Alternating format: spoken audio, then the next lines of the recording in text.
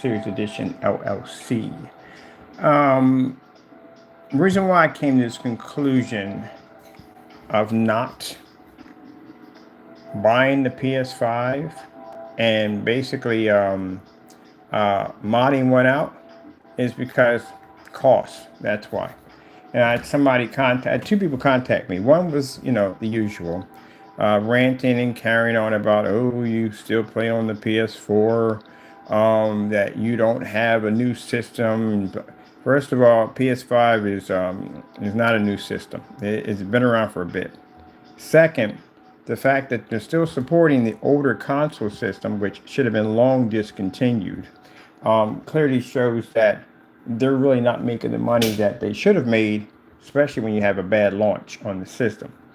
And I'm not saying the system's a bad system. It's a pretty good system. But again, for people who purchase that system in the Xbox, you got ripped off. Because again, how in the world does that system have a 600 gig hard drive, 600 usable on your hard drive, and you literally got to take money out of your pocket to upgrade this thing? That has more powerful, more hard drive space than the PS5. Now, I've seen the slim model. The slim model has a terabyte. That's still not good. That has a terabyte on it. That doesn't even make it better. So, of course, you know who contacted me, screaming and ranting now about the PS5. Let me explain something to you. The fact that you own the PS5 and you're playing on a gray screen is a disgrace to that machine at the end of the day, because again, it's poor quality all around. I can't explain to why gray screen is the worst thing you want to game on when it comes to basically any kind of gaming whatsoever. I don't care if it's retro. I don't care what it is. You can't even pull the black specs on the back of a Pac-Man game. So yeah, altogether, the fact that you play on a gray screen pretty much is disrespectful toward gaming. So let's get back to the hardware issues with the PS5 and Xbox. Same thing. They both, not saying one or the other, they have poor performance with the hard drive. And I had somebody come in saying, yeah, but the Slim's got a terabyte. Yeah, but that's got a terabyte too. So how in the world you got a next-gen system having the same hard drive specs as an old-gen system? And again, I can't explain this enough. Mr. Fernando, I don't know how old you are. I'm much older than you are. I've been around since vector graphics and Pong. I'm pretty sure you weren't born in that era. So let me explain something to you. Anytime I've watched a new console come out, the old ones, they're gone. They don't still support them anymore. Bit by bit by bit, they start cutting them. You know what I mean? They don't make games from anymore. And as you know, the live or whatever you do to play online doesn't exist anymore. You have to play on the new gen system, and all the games come out for the new gen system. That's what pushes people to buy the older ones. All the exclusive best titles, everything comes for the new system. Problem is with that system over there is they're still making games for this. Now, some games are be exclusively for the PS5, but a majority of most of the games also show up on a PS4. So why is the PS4 still here after 10 years? It's because the PS5 really does not have enough money to go independently to cut that system off. That system supports the PS5. I've been around since, like I said, I watched the Dreamcast. I watched the Xbox systems when they first came out. I've been around since the Odyssey. You ever had an Odyssey system? I had one of those. I had a ColecoVision. I had a Vectrex and a portable system that you put on top. All the handheld games, the ColecoVision with the little dots that would pop up. I have no idea to this day how I figured out which one was which. But anyway, I've been around all that stuff already. I've had Neo Geos, TurboGrafx 16s. I even had an FM Marty. You probably didn't even know what an FM Marty is. It was a Japanese system. Pretty much it was like half console, but half PC. It was pretty interesting. I'll show you what it is. FM Town Marty, whatever. I had one of those when they came out. But anyway, so in every system I have seen, when the new system launches, the old one dies. It becomes a collectible. This is the first time in history I've ever seen an older system still running. It's still running. It's supported by its online. It's supported by a strong base community, probably more than the PS5. Because again, on launch date, this thing did pretty well. But the launch date for the PS5 was like watching a runner trip in the first start of the race and then struggle to get back on his feet to take off because their launch was horrible. So with that being said, the fact that that system is still around, the fact that developers are still making games for that system tells you at the end of the day that their bread and butter comes from the older system. Because if it didn't, and it was strongly on the PS5, that wouldn't even exist anymore. You couldn't even play that anymore. Can't go online with a Saturn. I can't go online with a Dreamcast. I can't go online with a 64. None of them at the end of the day. Yeah, 64 is for online. You can actually pay them online through Game Shark. They have a little modem on the side of them you can play them with. But yeah, so for him to get there and say and contact me and say, oh, you don't know, you're stuck in the future. You're still playing on a PS4. The gaming system we have over there that I modified, i7's coming through. Already put down the i7 already. Upgraded the graphic card, and the new system I'm building, because I decided not to build the PS5, has an i9 processor sitting inside of it. So the system I'm designing would make a PS5 look like a paperweight. Because I have that ability. I'm blessed to have that ability. If I don't like my system, I just go build one. Now, again, not putting the console down because I'm a console gamer myself. I have console games that basically date back farther away than this thing at the end of the day, or the system he has sitting in his house right now, or apartment, sorry. All right, so bottom line is basically adding all this up because I had somebody contact me and said, why are you pedaling backwards, PC Gamer? And I was like, you know, you're right. He's 100% right. I am pedaling backwards because literally how much money would it cost me to upgrade a PS5? And do they need to be upgraded? Oh, heck yes. There's no way in the world but stick that thing in that little tiny case, run all that power in it, and watch that thing slowly burn out or cook itself. Mind you, the PS5 CPU and GPU are extremely good. They are. It's good for a console. As a matter of fact, it's not even a console. Let's just call it PC for what it is. It's pretty good for a low-end PC. The RAM is 16 gigabytes on it. That's not bad. 16 gigabytes is actually pretty good. It's not bad at all. These have 16 gigabytes on them. These have 2 terabytes sitting on them. And they're ordered, designed for retro games. They're not designed for anything hardcore. All right, so let me see. So altogether, I'm going to pay for my hard drive. My hard drive to upgrade the PS5 is going to cost me $350. The PS5 is going to cost me $500. That's $850 already in the hole. We definitely got to put a liquid cooling system because the fan system on it is trash. I don't like it. I really don't like it. For that, you're going to talk about a combo of CPU and GPU combined, and you're going to stick that on a fan system? Yeah, you do know what fans do, right, in a PC, right? They don't actually, they kind of redirect hot air. That's what they do. Where a liquid cooling system is a little bit different. It actually draws away the heat, pushes it through the radiator system, which cools it down and pushes it right back on the CPU. It removes it away. That's what I tell people when you do basically vegetable oil cool PCs, that the heat's just circulating. It's not going anywhere. That's why you have to put the liquid coolings on there to cool those down. So fans just really just push it around. That's it. And if your apartment's hot, which is keep in mind when you have the winter seasons pop in, and your apartment's not always going to be cool. Your house is not going to be cool. You're going to have the heat on. Where do you think that heat is pushing back into? Your system. Yep. Yeah. All right. So definitely got to put a liquid cooling system. It's going to cost me around $60 to put the liquid cooling system on it. New case. And the hard drives are going to be expensive. So if I want with 4 terabytes, because to max that out to 8 terabytes, it's going to cost me about near $1,000. That's pretty messed up, isn't it? So if I do my CPU, if I do my computer, and this is the card I'm looking at for right now. I need a starter card. So my starter card I want to do is I'm going to do the 5090, but my starter card is going to be a 4060, which ain't bad. Extremely good. This is what I'm picking up. This is more powerful than the PS5. This card alone by itself. Let's go over to, and this is going to cost me $319 for this card. My power supply system, because I do need a PCI Express with the 5.0 ready, because that card is 5.0. I am definitely looking at somewhere roughly around, I was looking at something over here, 750 watts is not going to keep me happy. It's going to keep me nervous. So if I do 1,000, that power supply is going to cost me around $149. I'll take that. It works for me at the end of the day. So that's what I'm going to pick up for my system, because I had 1,000 on the last one.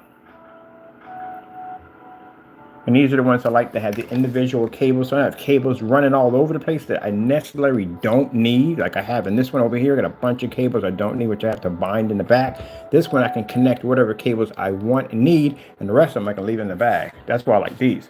All my PCs that I built all have these power supplies because I don't like a bunch of wires running all over the place. I like the only ones, the ones I'm using, and that's it. And this will run PCI. 5.0, which I was looking for.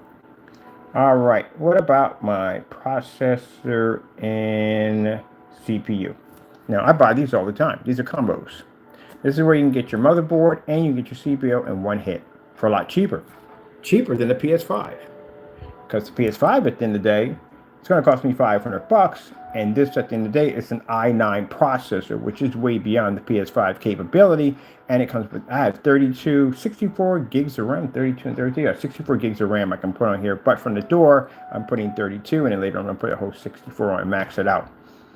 So yeah, this is where it came down to the icebreaker when the guy was like, "Why are you pedaling backwards?" And I was, "What do you mean?" He says, "Just pick up a combo." And I forgot he used to buy combos all the time. If I bought this thing separately, this right here would cost me so much money, and this right here would probably cost me cheaper, but this would cost me a lot of money. But the combo kits are fantastic. I love them. I keep forgetting when I built PCs, they were combos. Matter of fact, the Ice Boy came with the CPU, it came with the motherboard and the RAM all together for $500, much cheaper. So, PS5 or an i9 processor, which I'm with somewhere along the line, I'm going to have anywhere between 32 to 64 gigs of RAM. Now, as for hard drive capability, this is PC. It's much cheaper. So, I'm going to do 4 terabytes of solid state drive on an M2, and then I'm going to back it up with an additional 20 terabytes. 20 terabytes? Yeah, 20 terabytes of hard drive space, just for fun. Just to have it there. I'm never going to use it. I know that. But just to have it there for the sake of having it. I'm going to keep stacking them as I go along. I'll probably put a new one in there probably maybe every week. So I want to get up to about 100 terabytes on my system. Because there's no limit on these things. You just go buck wild on these things. That's what I like about the whole PC thing. So I think altogether, my system's going to be a little bit more. It's probably roughly going to cost me around, I'd say $1,420. Now, keep in mind, you sit there and say, well, $1,420, that's a lot of money. Consider the fact that the console was going to cost me to upgrade $1,060. And that would have been with the 4 terabyte hard drive space. Where at 4 terabyte hard drive space, for me, it's only going to cost me $180, where the PS5 is going to cost me $350. And if I want to upgrade my system over here, if I want to add in another 32 gigs of RAM, it's going to cost me $105. I can't do any more on the PS5. That's it. I'm at 16. That's it. This one I can upgrade to 64. If I want to drop 10 more terabytes of hard drive space on the system for my PC, that's going to cost me about $120, $130. If I drop 8 terabytes on the PS5, it's going to cost me $800 to $900. So now you're roughly looking at about $2,000 close or more to update that system for the way I need to for the PS5. And for those sitting around saying, well, why don't you just keep the console the way it is? Really? Seriously? And suffer the fate of either that system burning out, overheating, whatever problems are going to pop up? I've read through so many people that bought these systems that had so many problems with them brick, and the first day they came out, they were turning into bricks. You know that system was downgraded, right? That system used to have a 3070, it was something crazy, that 3080. The first ones had 3080s in them, and they had to downgrade them. Now they got the 30 equivalents to, because they got the AMD processors in them now, but the not processors, the graphic cards, they got them in there now, or more like the chip. This is the whole full graphic card. So bottom line is they downgraded them. Your system got downgraded, not upgraded. So what I'm getting at here is the fact that I can't leave the system the way it is. There are going to be problems with it that's going to pop up. They put computer parts in a case and they compressed it. There's no way in the world, first of all, you got a beautiful CPU. You have, the RAM is fantastic. It's perfect. 16 is more than enough you need for gaming. You don't need to have it. That's overkill. Once you reach 32 and all that, you're overkilling it. 16 is good enough. You can even do it at 8 if you're doing mediocre games like that. That's basically about it. Over 16 for this machine is overkill. It's arcade games in there. But anyway, you got good RAM, fantastic RAM. You got a good CPU, you got a good GPU in there. You got a nice system. They ripped you off on a hard drive. That they did do. 100% they did that right from the door. And then they turn around and they put you in a compressed case. You're supposed to have some kind of airflow. You don't have any airflow in there. You don't even have proper airflow in there for fans. Your system's supposed to be a little bigger than that to have proper airflow. And that's why the systems are overheating.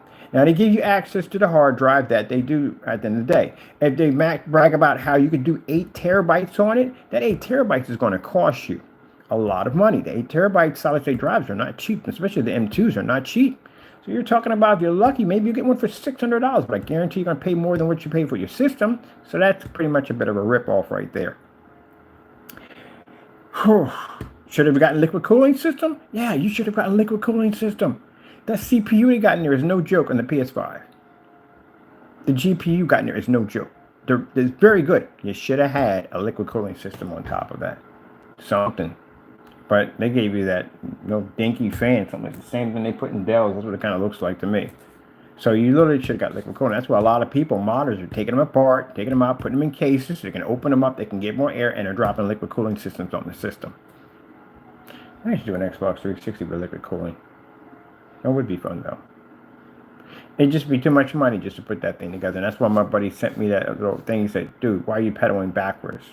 Because, you're at the end of the day, you literally can build a PC, not for cheaper, but a much more advanced PC than a console system at the end of the day. Just come up cheaper. And then if you think about exclusive games, there isn't really much exclusive games on the PS5, to tell you the truth. PC has a vast amount of games on it. It's unbelievable. I play it on Steam constantly all the time. Arguments about if you're on PC, you have to be stuck to a desk. No, we have big screen mode and do all that at the end of the day. And you're literally doing the same thing we're doing at the end of the day. Except for the difference between us is the points we accumulate in our game, we can actually buy stuff with it. We don't pay for any online subscription, none of that whatsoever. You have online service, you can run your games.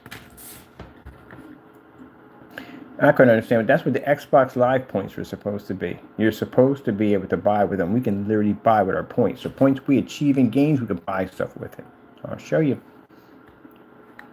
I'll go over to my Steam account over here. And I didn't even notice it. Like the whole entire time, I'm getting points. They're popping up for like different achievements and stuff. And I'm like, I guess they have the same system that the consoles have. And then I look in there, I say point store. I say, what the freak is a point store? And there, I can take stuff and I can buy whatever I want with the points that I achieve in games. I even get points for basically buying games. So every time I buy a game, they give me points. Like I was trying to get some points. I bought a game that was like something like $7 or something. And they turned around and gave me something like 6,000 points for a game that was $7. I'm in there experimenting, like, okay, if I buy these games, how much would I pay? How much would I get in points? So if you go up here in your Steam, you'll see something that says Point Shop right there. So points that you get in games and points that you get in buying games, you can go to the Point Shop and you can go shopping and buy. This is what I have in my account right now because I buy games and I do a lot of gaming on here. So I can come here and just buy whatever I want here. There's all kinds of cool stuff, man, you can put in here. So when the logo pops up for the Steam, when we go into the game in big screen mode, you can change it anything you want. I got this one right here. That's one I picked up. Yeah.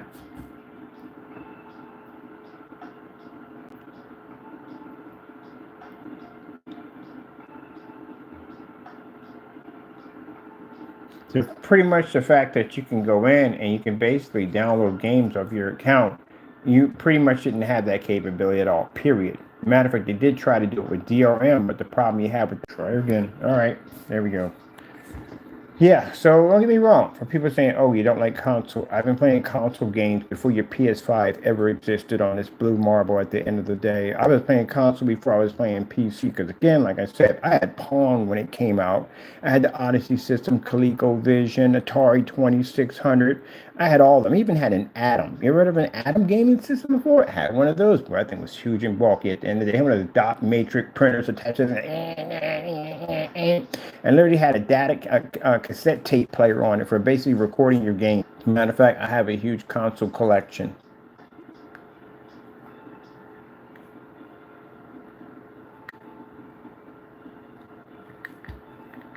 So you're saying, oh, you're just hating on the PS5. No, I'm not hating on the PS5. I just don't like how they built the system. They could have did a better job than that. I'm going to spend that kind of money for a system. I mean, they get their parts for cheap. Way cheaper than what I pay for my parts at the end of the day. I'm pretty sure. Because they buy probably everything in this massive, heavy bulk. So they could have put a liquid cooling system on that. You know how sick a PS5 would have been if they would have just put it in the case. Cases are not expensive. They could have got a much, and they build their own cases at that. They could have put it in a nice wide case, plenty of airflow, put a couple 120mm fans and make it look nice and pretty in there. And they could have dropped in a liquid cooling system for like $50, and that's basically about it. Now, that's not that hard part right there. That's the easy part right there. The expensive part is the hard drives.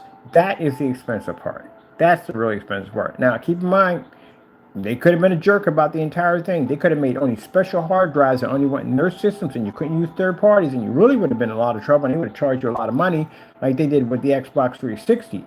They made it so that you can only use their hard drives only. Same thing like the memory cards. You couldn't take a PS1 memory card and slap it into an Xbox. It just wasn't going to work. So no one's putting down your system because, again, I'm console at the end of the day. So for Jamie, if you want to sit there and cry and whine on my channel, gee, that guy cries about everything. He cries about everything I say out of my mouth. He cries about it. His screen paint, he cries about that. And it's about talking about console system, he cries about that. Gee whiz, man, you're a crybaby at the end of the day. Get a pacifier. Call it a day, man. Gee whiz, you cry about every little thing. You might count crying about the PS5. Oh, well, you got a PS4, you got an outdated system. Oh, so if I play on my Atari 2600 or any of my old systems, my Odysseys, I'm just outdated, right? There are people who basically prefer to play on retro games. I got a buddy of mine who plays only on Nintendo. He won't even touch none of the newer systems. He don't even buy a PC. And yes, he's an NES guy. He plays on NES games constantly all the time. That's his thing at the end of the day. You got it mixed up, man. You live in a delusional world. I don't know what kind of world you live in. I don't want to visit it ever at the end of the day. I couldn't imagine. So, but man, you don't know anything about gaming whatsoever, newbie. And the reason why is because gamer does not defy a person by basically an updated console. It defies a person on the gamer and what they enjoy at the end of the day. You got people who are retros at the end of the day that love retros. Of course, you've probably never been in an arcade before, but I've been in arcades, or retro arcades, again, because I grew up in that era. And you would have people in the arcade, and you had all these games. You had the new games like Virtual Fighters, Mortal Kombat, and then you had the old schools like Miss Pac-Man, Defender, Asteroid, stuff like that. You had the cockpit games like Pole Position and Top Cat. What's the Top Gun? Top Gun. All those games. And then you had the pool hall in the back. People that weren't interested in video games, they played in the pool hall. That's where they're at. The old schools that would come in, they'd be on the retro machines, and you have the newbies, or new people coming in for the first time playing the games, or with the new games. They'll be on all the Neo Geo, they'll be playing Mortal Kombat, Streets of Rage, all that stuff. They'll be on there with Street Fighter. That's what they'll be playing at the end of the day. So each person had their category of what they liked. And people didn't walk by the old school game and look at these jokers at the end of the day playing Pac-Man, Defender, Asteroids. No, everybody respect everybody at the end of the day. What I don't like about the PS5, I don't say anything about the games and the graphics being, I never say anything about that at all, period. It has good games on it. It has good graphics on it. I just don't like the fact that they ripped everybody off on the hard drives, because the hard drives should have been bigger. Why are you spending extra money? You already invested $500 into the system. You got to take money out of your pocket to spend money for a bigger hard drive, because these jokers went in and put in, you got 600 something left over? That is nonsense. And then you buy the slim version. What if you already bought the first version? You got to turn around and then buy the slim version because it has a terabyte hard drive space in it, which technically at the end is about 800, somewhere in that range. After the operating system takes about 150 out of it. So again, yeah, that's not fair. Should have came with 4 terabytes from the door. That's what it should have came from. That's what you should have got. So yeah, a lot of people were complaining about that from the door.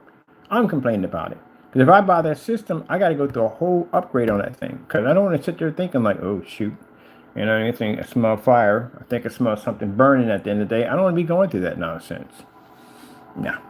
That machine, which I just ordered the all the fans for it, and I ordered the hard drive extender so I can put the hard drive nicely where it needs to go, not sitting right there. So it's gonna be down there pretty soon. But I did order all the fans. The fans for here, up in here, and here, they're all coming in. But that machine right there, I can leave that on all day, all night, all day, all night. It's liquid cooled. See how quiet it is?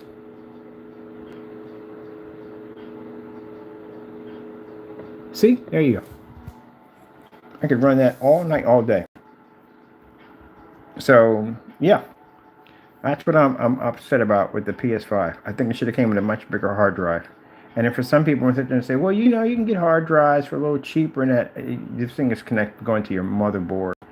You have to understand, you put a cheap hard drive on there, especially with something with bad heat spreaders on it, and that thing go to overheat, or you have some kind of problem with it where it's not basically going well. You can have hardware conflict issues. It does happen in PCs all the time. I had one with that one where basically was telling me that, hey, look, I don't recognize the hardware you have attached to my board. Something seems different. Not even say it in that term, but the things that were coming up and the things that were coming up and on the starting part of the screen when I was firing it up was saying, hey, look, fans are missing. This was changed. That was changed because I went in and altered the board. But we got around that. So you're going to have hard drive issues. You're going to have driver conflict issues that can pop up. All kinds of stuff. So, yeah, the only one they have, they call the official M2 stick or solid state stick, you want to call it whatever you want to call it, for your PS5 has the logo of the PlayStation symbol on the side of it. And it's a whopping $350. So, I want to spend $1,060 on upgrading a console system, or I'm going to spend probably around $1,400 doing a gaming PC. Which, mind you, at the end of the day, if you do the comparison and the add up here, where I'm going to get 16 gigabytes on the PS5, but the gaming PC I'm starting off at 32 and can upgrade to 64. Hard drive, I'm putting in 4 terabytes from the door of solid state from the door, where the PS system, when I get it, without the upgrade, I got 600 gigabytes on there. I got flash drives bigger than that in here. So again, that makes me unhappy. And if I go to spend the money, it's going to cost me $350 for that 4 terabytes, where my 4 terabytes is only going to cost me $180.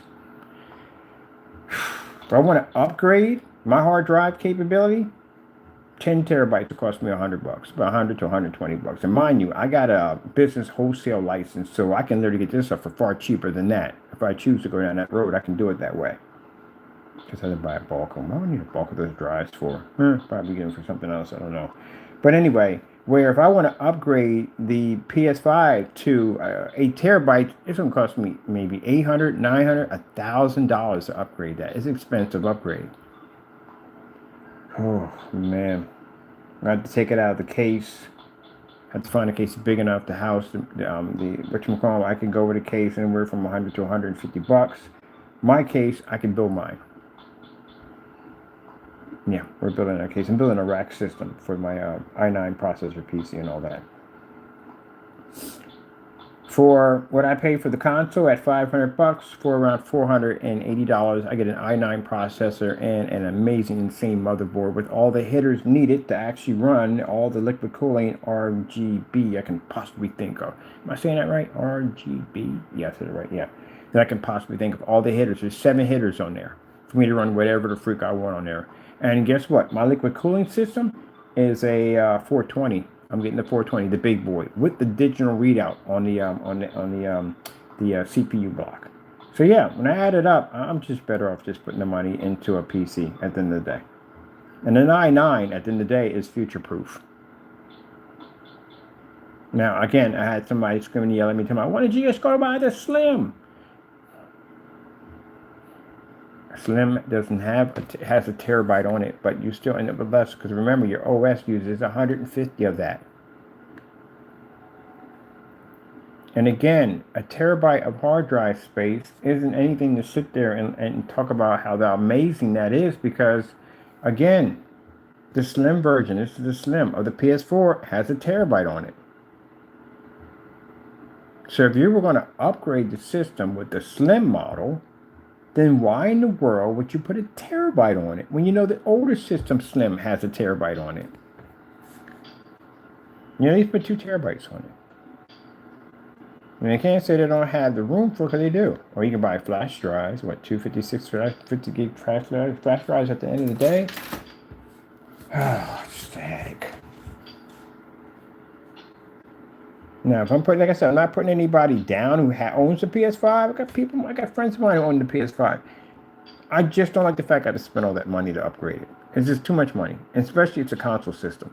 I can't advance the console. Once I hit that limit, that line, I can't go any farther than that.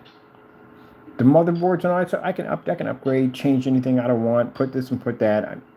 Again, there's no void of the warranty. Let's actually go into the parts themselves. And if I'm doing GTA, I want to do GTA on a highest performance machine I can get, and that would be PC. Let me see. I want to go to, let me see.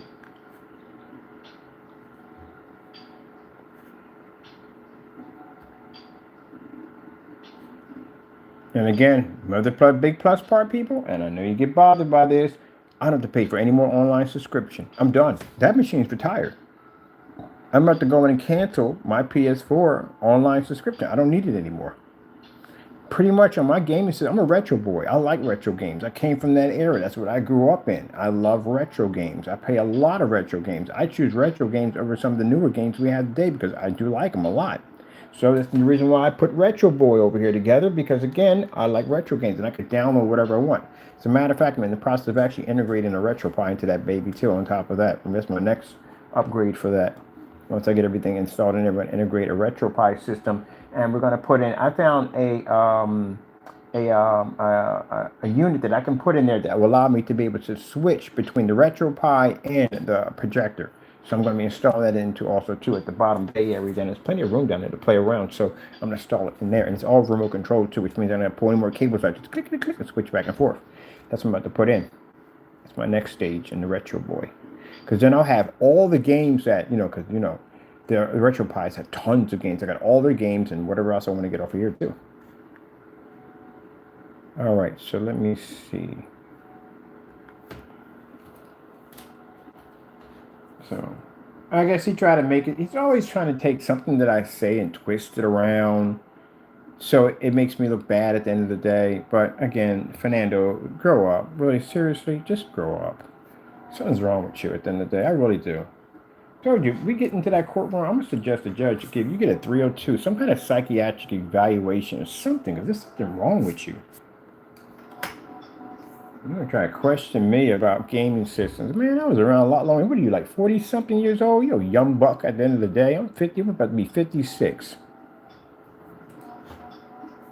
I was playing games long, I think when you was in your diapers. Probably a little longer than that. My goodness. Let me see. Let me research the Warhammer.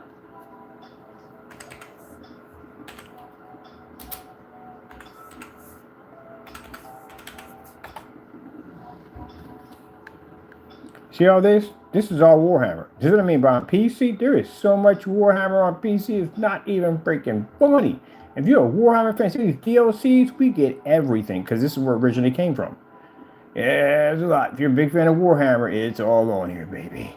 It's on here so much. So much. You're like, oh my goodness. The first time I came on Steam, I was overwhelmed. I was like, oh shoot. I don't even know where to begin on this. Tons of classics games, arcade games, Neo Geo, you name it. There's all kinds of stuff on here, man. There's stuff that you can find on here you would never find on the console system. As a matter of fact, brutal games, you're into really violent, which I don't play too much, but you're really violent, brutal games, they would never transfer from the PC, sorry, the console, but they'll end up on PC, like the game called Hatred. Yeah, they never made it to a console system. They never, it's on here. We have sales and all that stuff. We have sales constantly all the time. And I'm planning to pick up the, people say, what about the PS5 VRs? First things first, I would rather go with the Quest 3. And before I go with the Quest 3, I'd rather have an Index 2. Because at least with the Index 2 VR capability, and my machine would be able to run that hardware, is I got the full tracking body motion, which means I can pick stuff up, I got run all that stuff, I can get a little disc wheel, I can run in circles and stuff. Yeah, it gives you more immersed. Don't get me wrong, like I said, the PS system is a good system. I'm not saying anything bad about it. But again, if I'm doing VR, I want to do that next level. I've had the PS 4 VRs. It was fantastic. I love the experience, but I'm always wanting more. I want to be to do the same thing that everybody else does. when I got the Quest system when it came out. I liked that. I got a chance to meet some people who had the G2s and the Index, and I was asking questions like, hey, what's it like to have those things on? He says, man, I mean, these things are so accurate that I can literally thread a needle with one of these things, which means, you know, these guys are playing games. They can pull a clip out and throw it to you. You can catch it, put it back in your gun and I'm like, what the freak? Like, yeah, they can do that. So I'm always curious what that world is like. So only when I'm going to run that equipment at the end of the day, I need the big boy toys to do it.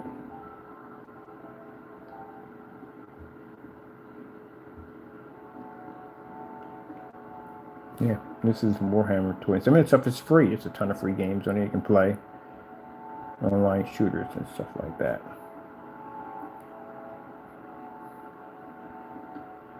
So many different categories you can choose from on what kind of games you want. There's a whole selection. You can games for VRs, for your Mac OS, all kinds of stuff. You're using Linux, all that stuff, which, by the way, when we build this machine, we are not going with an operating system. We're going to go with Linux because, again, freaking updates in the middle of games that basically come up from freaking Windows all the time. And you would like to update this?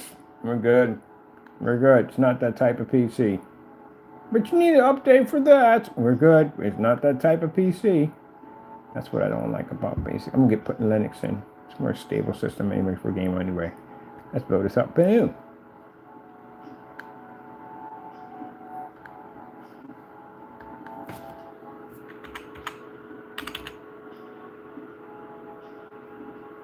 See? All your games for Call of Duty. That's all on PC. We have that stuff too. And it used to be a time where basically console got the games and then we get them later on, which I never did understand that one at all, period. And now it's just equal because now they're doing a lot of cross platforms.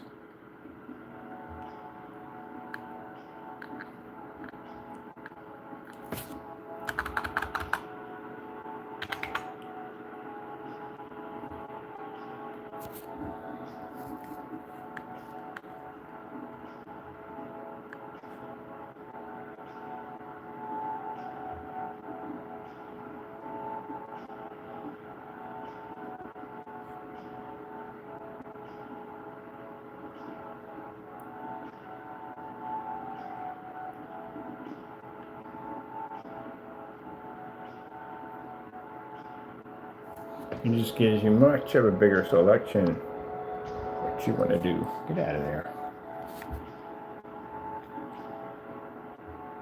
I gotta pick my keyboard out for that thing too. What I'm gonna get for my keyboard? I'm gonna get an insane gaming keyboard for that PC. Now on top of that, consider the fact that what I want, like on PC driving games, the driving games that they have for PC, the controllers and stuff are freaking insane. So I definitely want to do a simulator screen. And one of the warehouse we're working at right now, I'm putting in a screen for basically for testing out some simulator games. So I'm going to build me a smaller version of the piece I'm going to be building. What are they asking for? Right here.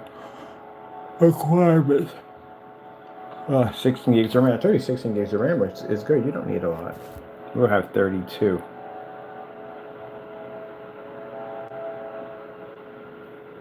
Now if we're doing NVIDIA, the 3070, but we'll be at the 4060, so we're good on that.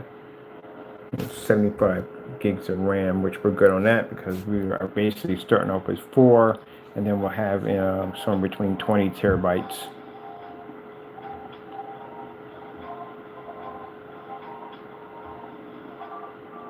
Yeah, we can build this. We can do this on high specs with no problem. And you can do a core processor. This is pretty much it. But we're going to be over that. We're in i9. That's why I'm maxing out the machine so I can just run through all this no problem. Anytime I do PC gaming, I always max out. Always. I can't stand that whole, you don't got enough. You don't have enough. I can't stand that. I max out on everything. So we'll be running it in 4K.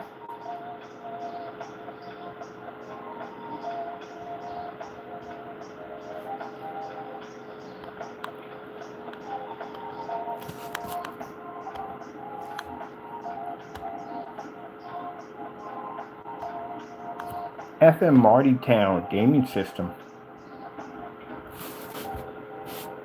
Yeah. I love them, and I have to, because this joker will contact me again, crying and whining. Tell me there's no such thing as an FM Marty. Oh my goodness, you people have Google on your phones. You don't basically type in things in Google like, hey, blah, blah, blah, I just said. You don't type any things in. That's not you people. I'm talking about the haters at the end of the day. You don't own phones at the end of the day. Do you have how to operate your phone at the end of the day? You really know how to work it? Because man, it just sounds like you just don't know how to work your own phone. Like the idiot who came in and said that, or we know what that idiot was, who said that people don't basically choose to put their PCs in vegetable oil. Oh my goodness, really? Oh my goodness. I swear, I think if I lived next to one of these jokers at the end of the day and I did something like crazy in my backyard or built something, they'd probably come outside and call me a warlock. He's a warlock! He's using magic! He struck a match and fire came out of it! What kind of magic is this? And literally, that's what it'd be like living next to them. Like they're like stuck in the Stone Age or something. They've never seen fire before. What is that? It's called fire. Everybody has it. You don't have fire? You got fire in your house right now. You can just turn the gas on. Yeah, probably out in the backyard beating two rocks together. You guys are. I'm just going to nickname them Neanderthals. Y'all the Neanderthals from that one. Because it's like you have a computer in your hand. You can just Google this stuff. Literally, it's right there. And they were just asking me the dumbest stuff you could possibly ever think of. Like, really? Like, you don't have, your brain doesn't process on that level. Everybody's brain processes on that. You know, someone says something, the first thing it says, let me go look it up. You don't research anything? I don't think they do research anything. See? FM Town Marty. This is an actual gaming system. Came over from Japan. It's actually pretty cool too, on top of that. That's the tower version right there. They made several different kinds before they actually compressed it to a console system. It looks like the Panasonic 3DO. And yes, Panasonic had a game system called a 3DO. Or CDI. Was it 3DO? I think it was 3DO CDO. Let me see. 3DO made by Panasonic. Yeah, it was made by Panasonic. That was the 3DO. They had the 3DO and then the 3DO Gold. I remember that. Didn't take off so well. Expensive system. They're like $800 and $900. These are basically the big boy systems when they came out. Whopping 16-bit system. And then they had the 3DO. I had the 3DO with Glex. There it is, Glex. Yes, I had that. Man, that's back in there. Well, I wish YouTube did exist, man. There was so much stuff, man. I went and uploaded all these old systems I had back then. Man. TurboGrafx 16. TurboGrafx 16. Had one of these too. Bam. TurboGrafx 16. This is where your graphic card, your cartridge looked like a credit card. Literally was a little credit card. You would pop right into that little slot right there. Had this one then too with Bloody Roar. Bloody Roar. Yes, the TurboGrafx 16. I wasn't too much into like the handheld games, man. I don't know, it just didn't do it for me. But basically, I was into all the console systems that they had. Then they had the CD-ROM with Bonk's Adventure. Bam. The CD-ROM has been out for a while. Atari Jaguar system. Biggest controller I've ever seen so far. That controller looked like I don't know what it looked like. It's like a giant answer machine. The controller is here. Look at the controller compared. I gotta put this where you can see this. Look at the controller compared to the console. The controller was huge. Jaguar. Iron Soldier. The Alien versus Predator on here was freaking sick. Doom was amazing on this. It was absolutely amazing. This was a 16-bit too. Had in there too. Yeah. Look at that. That's the CD-ROM they had for it. Oh, I had the Genesis with the CD-ROM. That's the one I had right there. But this is the Genesis 2. I had the Genesis 1. Genesis 1 was better. It's actually stereo. That's what I felt. Had a little headphone jack. You can listen to your music and stuff. You can basically hear everything in stereo sound. That was freaking amazing right there. But I had mine. I got this in storage right now. I had the CD-ROM for the bottom. And I had the CD-ROM that's on the side. And the game that was popular with that was Sword Shark. I had Sword Shark with it right there. It's a pretty cool attachment. Sonic was amazing. Man, when you had the headphones on, and especially you're running through CD, the sound was so crystal clear. And I remember in Sonic the Hedgehog where you were fighting Eggman, and you were underwater, and he was coming down on top of you, and you can literally hear the echo in the water him coming up, as he was coming down. Never forget that. Freaking amazing, amazing. I remember playing Ultra Beast the first time I heard a game called Rise from to the Grave or Tomb, whatever it was. But man, I remember it. Oh man, is a days for gaming right there. We had a CD-ROM, and then you had later on they came out with the Sega 32X. There we go, 32X. It's funny because you see people talk about the 32X and say, I don't think it ever existed. It did exist. I had one. 32X system. So this was a system that you would slap on top of your console system. It kind of reminds me of the Star Trek Enterprise when they could disconnect the saucer. But that's what it was. You connect it on top and it would bring you like 32 bits of like amazing gaming. Was there a difference? Technically, no, I really didn't see much of a difference, but it was pretty fun to have altogether. That's how your system was looking. It was just stacking up like a transformer. So you had the CD-ROM, you had the Genesis, you had the 32X. Yep. And you had the controller. Man, those are the good old days. The good old days. What else do we have in here? 32X, NEC, you had NEC track and field. NEC track and field. Nintendo track and field. There we go. Now, if you're lucky, you had one of these when you were growing up as a kid. This is the actual pad. So your buddy got on one side, you got on the other side, and you hit those little dots right there, or pads right there, and that will allow you to run and do everything else. It's pretty cool. Didn't get this one. Nintendo Robot. Yeah, I didn't get one of these. I might just buy one. They're not cheap at the end of the day. Well, some people got them for cheaper, but if you want the real one, the real one's around $500. Yeah, it was supposed to be like a companion to play with you in games, but the games that came with it, they sucked.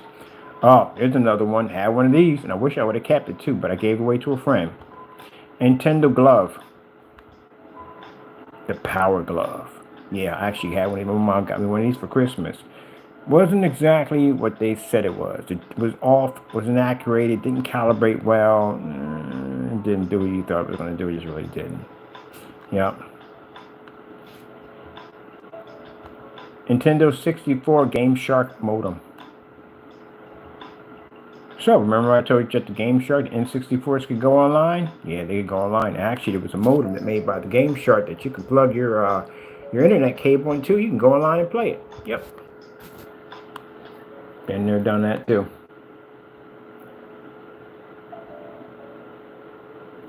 Like, Mom, get off the line, I'm gaming.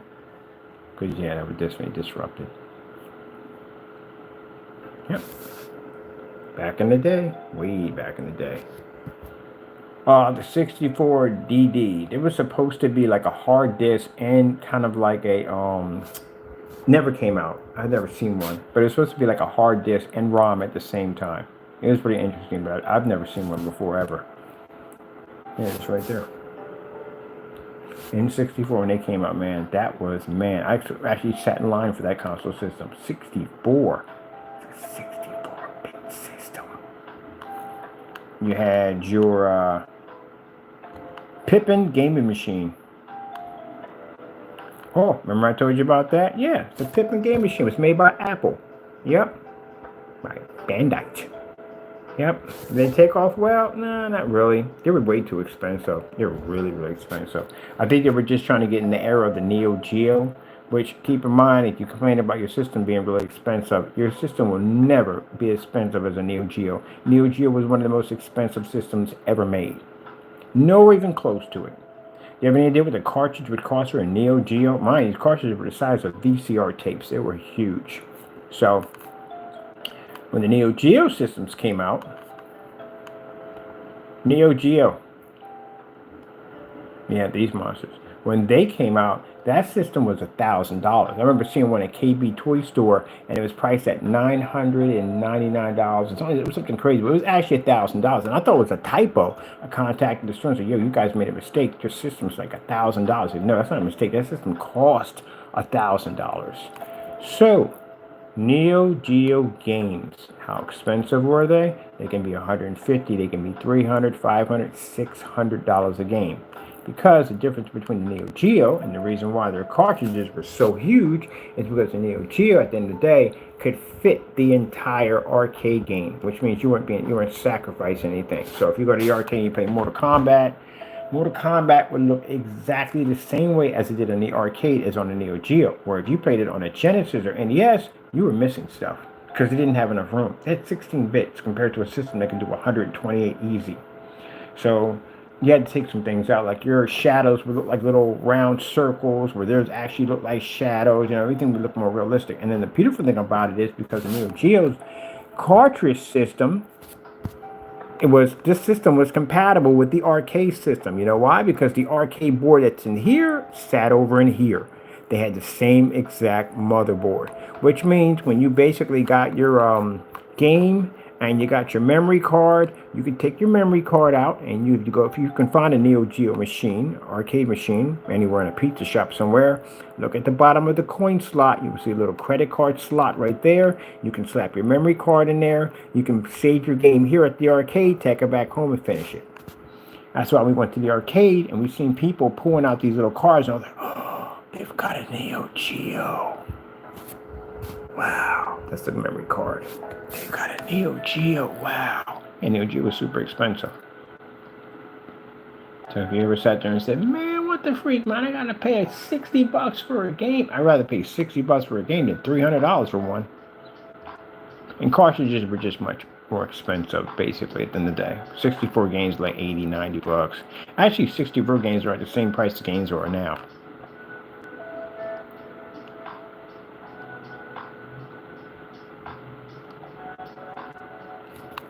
Oh, let's go old school. Odyssey gaming system. Boom! Odyssey gaming system. You ever had one of these before? Oh, I have. I've had an Odyssey before. Yes, sirree. I haven't still got the cartridges for my game too, for the Odyssey system. If you have the Odyssey Atom gaming system. That's the Atom. Atom came in a giant box. That is literally the entire Atom system. No joke. That's how big it was. Told you had a dot matrix printer on the end right there. Yeah, it was a computer and gaming system all in one. Oh, that thing was so big.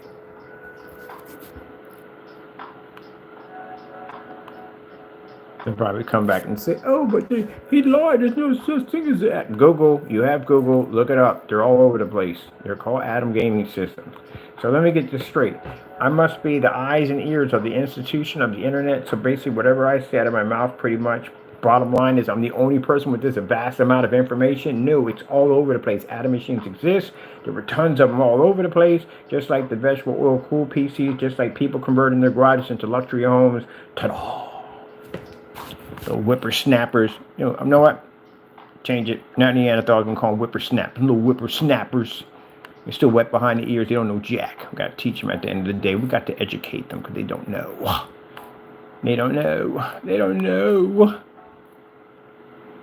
Gaming on an Apple PC. It's get worse. Now, hold on. We got to go farther than this. Gaming on an Apple PC with a floppy disk. Yes. Yes. So when I was a kid, this is what we gamed off. Yes. So that Pioneer game, yeah, I played that in school. Yes, sirree. Yes, sirree. Yes, sirree. That's my era right there. That's what I played in. Go to the library. You didn't go to have computers in there. You had index cards. That's what you had. Whew, I forgot about that, the index cards. Yeah, that was interesting. That's the era I grew up in. No keyboards, no word processors, none of that stuff. We had typewriters. Yes. Man. We didn't have your VCRs or downloadable videos and that stuff. We had reel-to-reel, 35 millimeter. That's what I grew up in. So I got a chance to watch technology from this old blow up to what we have now. And those whippersnappers out there sit there and say, well, it doesn't exist because it's not true. Well, I'm explaining to you a few things that art that do exist. If you haven't figured it out already. Fire is real. That's definitely a real thing. Lightning is a real thing. Don't worship and think it's a god at the end of the day by having statues outside doing, I worship the lightning from the sky. The sun is actually real. That's a real thing. It's not magic. It's not a god.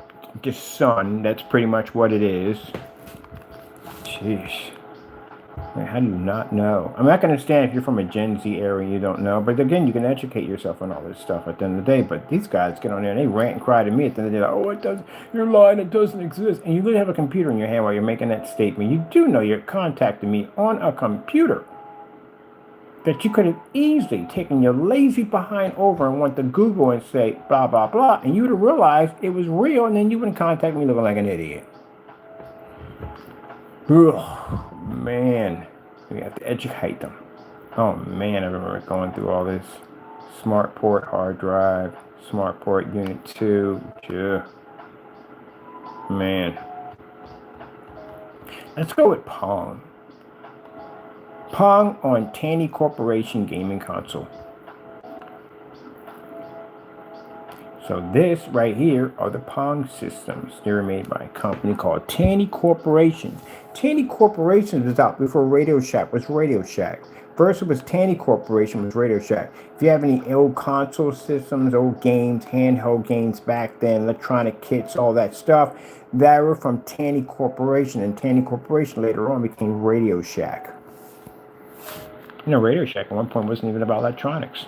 You ever watch the documentary on Radio Shacks? I like to watch companies that went out of business and see what happened to them. You know, what triggered it all? Yep, these are the systems right here. And this is where I got my first console system, which was from Pong. I never forget, my mom brought it home. It was in a box. We opened it up. We hooked it to the UHF in the back of it, and a little Pong thing in the back. You know what I mean? Sometimes you run it through cable, but I see the UHF in the back, and put it on channel 3 or 4, and then there's a and it pop on. And it was just this little line right down the middle of the screen. Like, I've never seen anything like it. And then we get these paddles, and you could, to make the game harder, you can make the paddles smaller, you make them larger, but people make them smaller to make it much more of a challenge. Make the ball go faster or slower. That's only 2 options you had. And me and my sisters and brothers would sit there and play that game. It was the most fascinating thing I've ever seen in my entire life. And I sat there on that sofa and said, it can't get any better than this. And now look where we're at now. So one thing I love about my mother is an electronic junkie. She loves electronic technology. And she bought us just about everything you could possibly think of to see exactly, you know, how our minds would evolve around all that technology she was bringing into the house. And she saw this console system and said, man, they would really like this, and brought it over for us to have it. And that's what sparked my thirst for gaming. Yep. Heck, we even got a couple of high programmers in our family. Very high programmers. Oh, look at that. Look at that. I think the first gaming system was on a radar system. First gaming system. It was done on a radar system.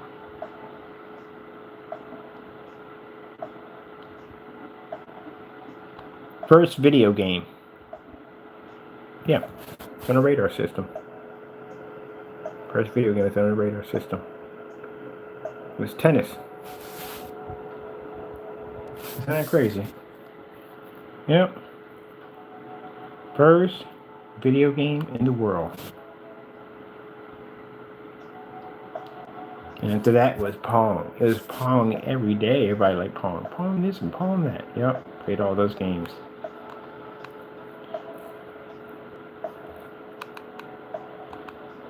Atari. Oh man. Atari 5200. I remember that. Atari 2600. Man, if you had an Atari back then, you was doing really good, man. Your family was doing really good if you had an Atari. Atari was not cheap. It was very expensive to have an Atari. That's where you had Beta. You didn't have VCR, you had Beta. Beta first, and then VCR came out later on.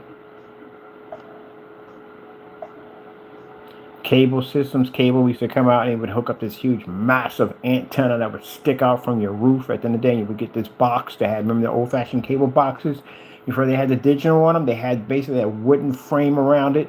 Oh yeah, I remember those things. And you would definitely hook up the little cable in the back, coaxial cable in the back.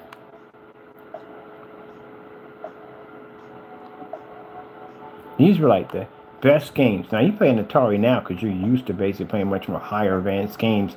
You realize like, wow, man, this is, unless you really enjoy old games. I like retro games, so I really enjoy it. But some people just can't get into it. Like, wow, that's what you guys played back then. I introduced my older game systems, the Atari, to Gen Z, and they were like, wow, this is what you guys played? Man, this is horrible. Well, if it wasn't for this, you wouldn't have what you have today. You got to start somewhere. Man, these are the old ones. And for people basically from my generation, you know what I'm talking about.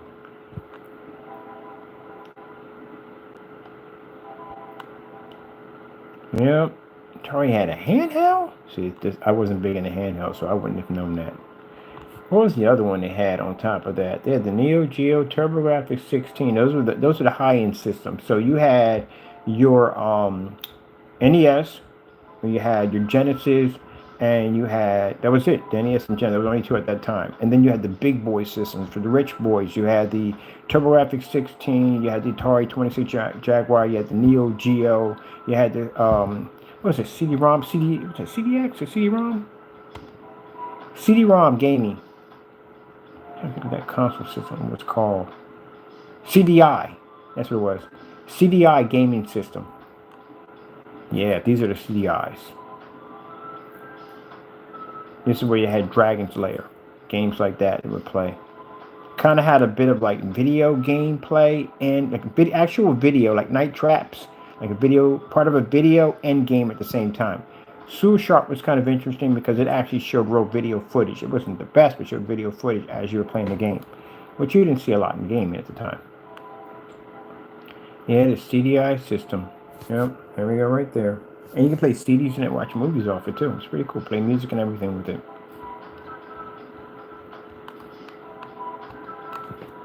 Saturn shooting guns. Yeah. Time Crisis. Best shooting gun I've ever played in my entire life. That's where you had the foot paddle on the ground. That's how you reload. They had it for virtual fighters. With the virtual guns, this is the era of virtual guns. You had House of the Dead. That was a big popular one for Dreamcast. I still actually have my gun for Dreamcast for House of the Dead. Virtual gun. Bam! Bam! Bam! Bam! Time Crisis. A couple of these guns got banned because they were too realistic. Like this one right here for Saturn. They're just sniper game. Oh, I forgot about that. I wonder if I can track one of those down. I've always wanted one of those games. What was it? It was a sniper game. Let me see. Who had it? Was it 360 had it? Sniper video games. Sniper video games with the sniper gun. I said light gun. Sniper light guns. No, gotta go back a little further. That's not gonna give me what I want. Sniper light gun for video games.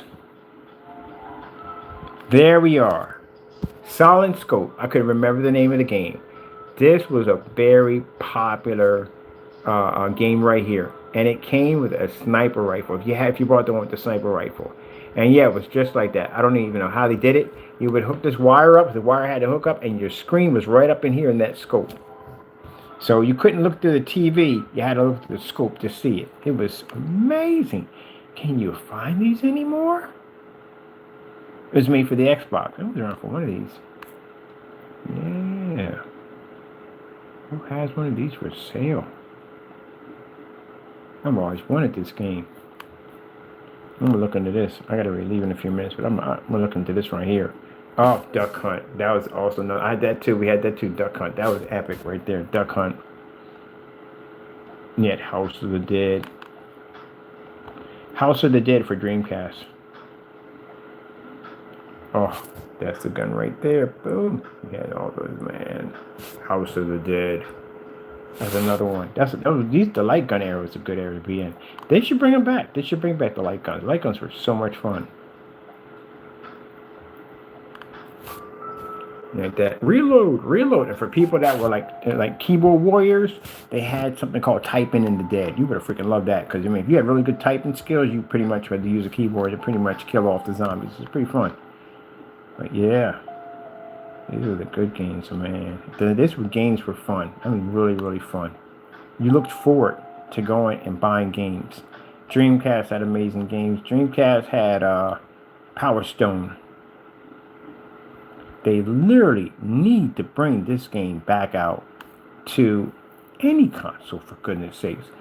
I have no idea what Sega went under, and they start selling their third-party rights for people to be able to make their games. Really? Come on, y'all passed on Power Stone? Why? Power Stone was like a 3D version of Smash Brothers. It's freaking amazing. I got 1 and 2 for my original Dreamcast. Best game. This is one of the games I saw when the Japanese Dreamcast system came out. I saw Power Stone. Man, it's a good game. Power Stone. Biggest controller on the planet. Steel Battalion. 40 button mech controller. 3 full-size pedals. Good luck trying to memorize this thing at the end of the day. That's literally how huge that monster was. It was gigantic. You weren't putting that thing on your everyday desk. And you had to literally get one of those desks that they use for basically for picnic tables to sit that thing on. It was huge. And the most important button on your 40 button mech controller was overwhelming. It was very warm. I pulled one out of the box, set it up, and I was like, what the freak? Like, all these buttons, all those buttons you were going to have to learn how to use. Yes, you had to go to a diagnostic setup for your mech when you went in. So basically all these check lights would come on, because if you didn't do the diagnostic, I mean, stuff wasn't working correctly when you went out there. You literally had to calibrate your mech. It was a real, actual mech that you were driving. That's what it felt like. Yeah. All these buttons, every single one of them work. And if you're in the game and you're fighting and something hits you and you take damage, well, just buttons don't work anymore. So you better figure it out. And the most important button is right there in that corner. See that little button right there? Very important. You memorize that button. If you're in a dogfight and you're not a dogfight, you're in a ongoing fight with 2 other mechs, or maybe you're getting jumped or whatever, it's best you just hit the button and get out of the mech and just get destroyed. Someone step on you, just get over and done with.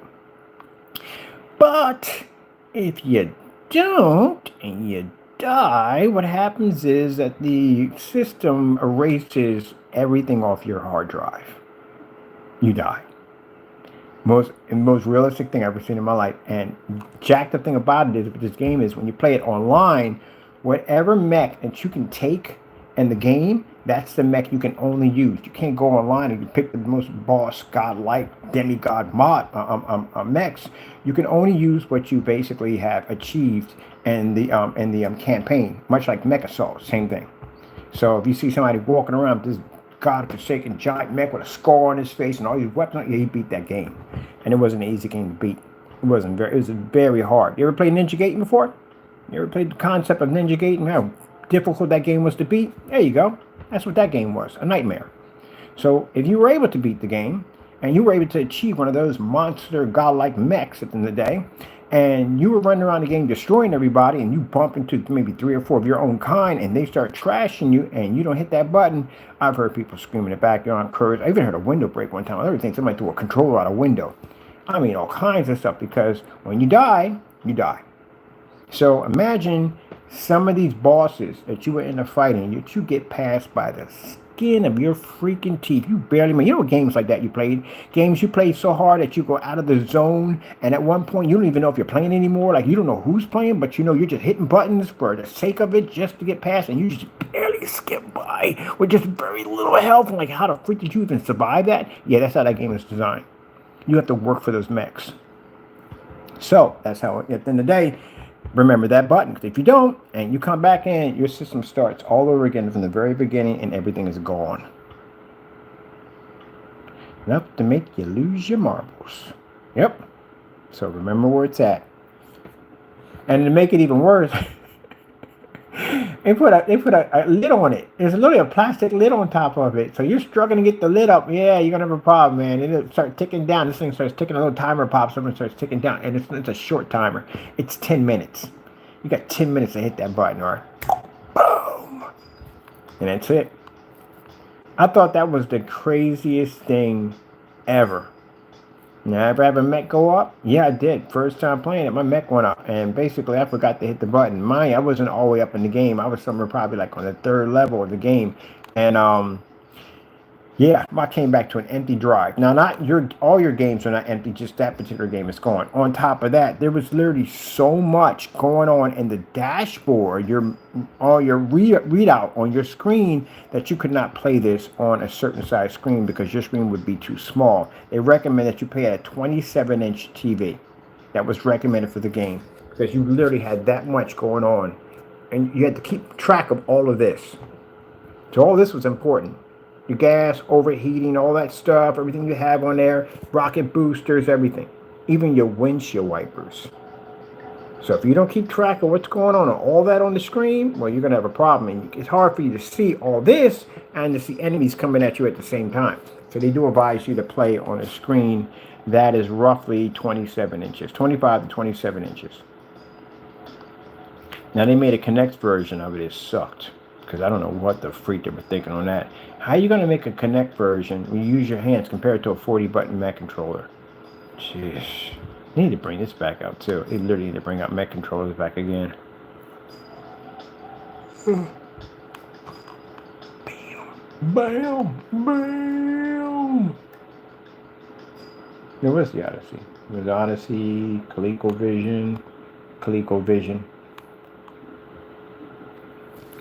Bam, ColecoVision era. If you had one of these, the ColecoVision. Get the centipede with the roller controller. Man, these are all popular games. Just like your PS5, these were popular, extremely popular. ColecoVision. ColecoVision had what? They had Demon Attack. ColecoVision, Demon Attack. Demon Attack, ColecoVision. Get out of here. Demon Attack, ColecoVision. Boom. I played this too. All of these. We had all these. So every time a new system came up, my mom bought it. It was for the whole family. We had our own stuff, but she tried to get stuff for us. We can all work together as a group. This is a big family. I come from a family of 10. So we always had something, man. Always. Space Invaders. We had, how was that thing called? Atrax? If I'm saying it correctly, right? Atrax. No, I'm going to say it right. Gotta say it right. I can think of the name. Vetrax. Vetrax, No. Vetrax, the tabletop gaming system. Had one of these too. Yep. They were in black and white when you got them. But you got these little tiny screens that you can slap in there and turn them into color. We had one of those too. Mom got us one of those too. And then as we got older, made our own money. When I was working at Pizza Hut, I bought my TurboGrafx 16. I bought all the other games for myself, everything I needed, because I was addicted to games because my mom had us playing games. Now, keep in mind, at the end of the day, we still went out and played, run, jumped, and all that stuff because we only had a certain amount of time we were allowed to play that system. We can't be in there all day. My mom had things to do. She had to clean the house and things that had to be done in the house, and she didn't want the kids in there. So go outside and play. You ever heard that term before? Because kids today don't usually hear go outside and play. They just go upstairs and play video games and don't go outside and work out and exercise, but they should be doing it, plenty of exercise. So mom didn't have that. It was a certain time of the day we can use the game system. Other than that, we was out running the streets having fun. Kickball, girls play jacks. They don't do anymore. Play jacks and double dutch and all that stuff. We were doing crazy stuff. In the day with the big wheels and all that stuff. I remember the big wheels, man. I remember my mom got us big wheels. And I got a Green Machine for my birthday one time. Green Machine had the 2 gears in the front. But I liked about the big with the bill where you could do the power slide. Then the Tonka trucks had those too. Tonka trucks. Nope. Tonka toy trucks. Tonka. I remember the commercial when it came out. Elephant would come up and put its foot on the truck and say it's so strong that it can support an elephant. Had one of those when I was a kid. Oh, I wish I would have kept them, man. I wish I would have kept my Tonka trucks. They're real metal trucks. And the best one, my mom bought me all 3 of them. She bought me all 3 of them, man. But the ones I didn't play with, I never played with the rest of them. I didn't play with the bulldozer or the crane. It was the dump truck that the kids were into. Because you know why? You can stick your knee in here and you can push yourself down the street with it. That's why we like the dump truck. All the kids on the block had them. My mom got me one. Man.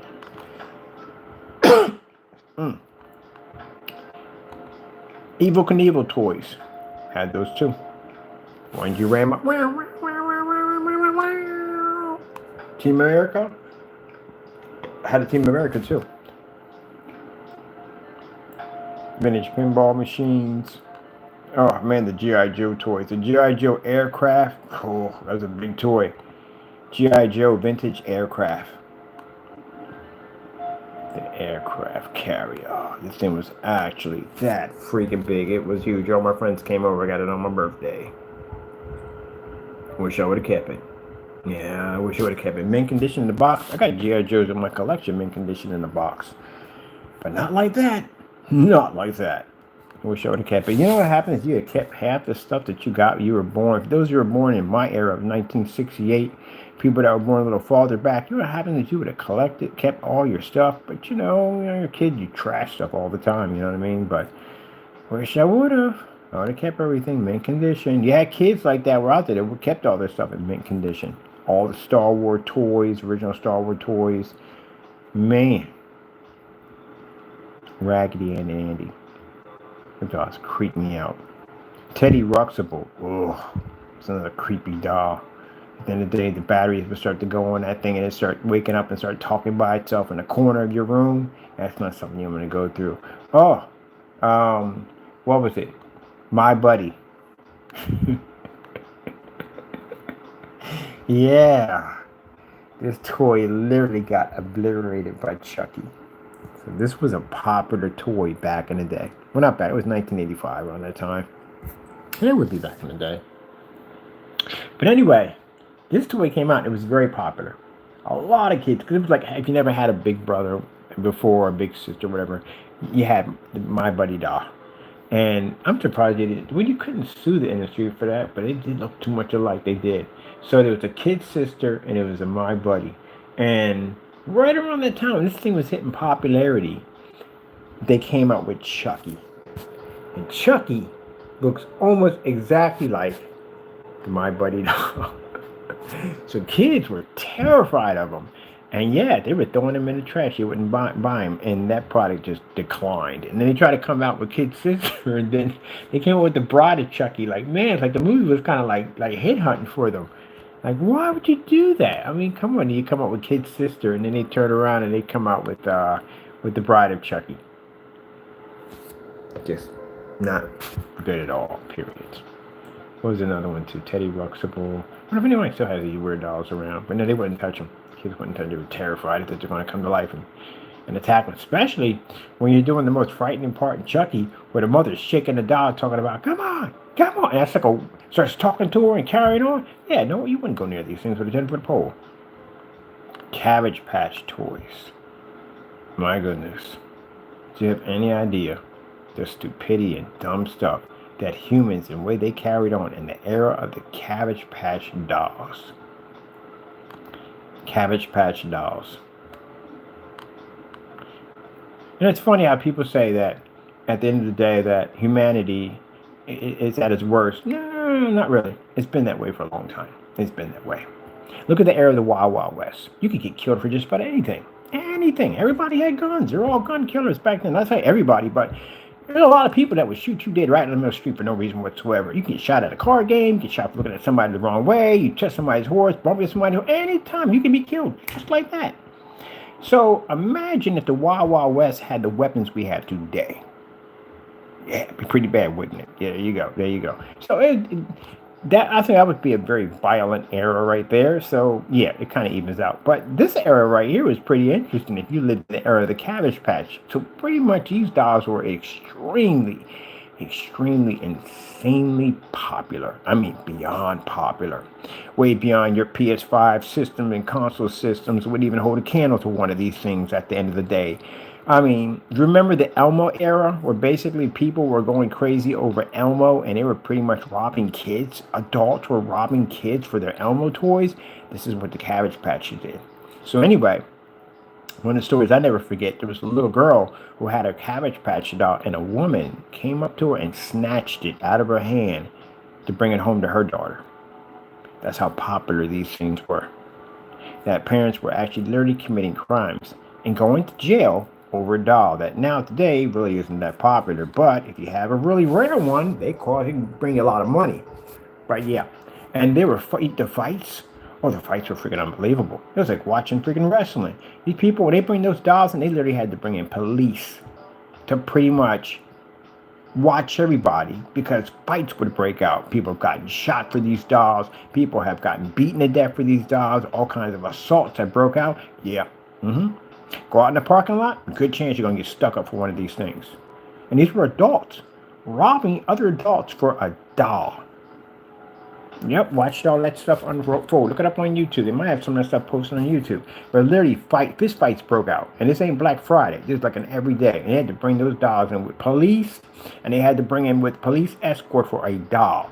That's how popular they were.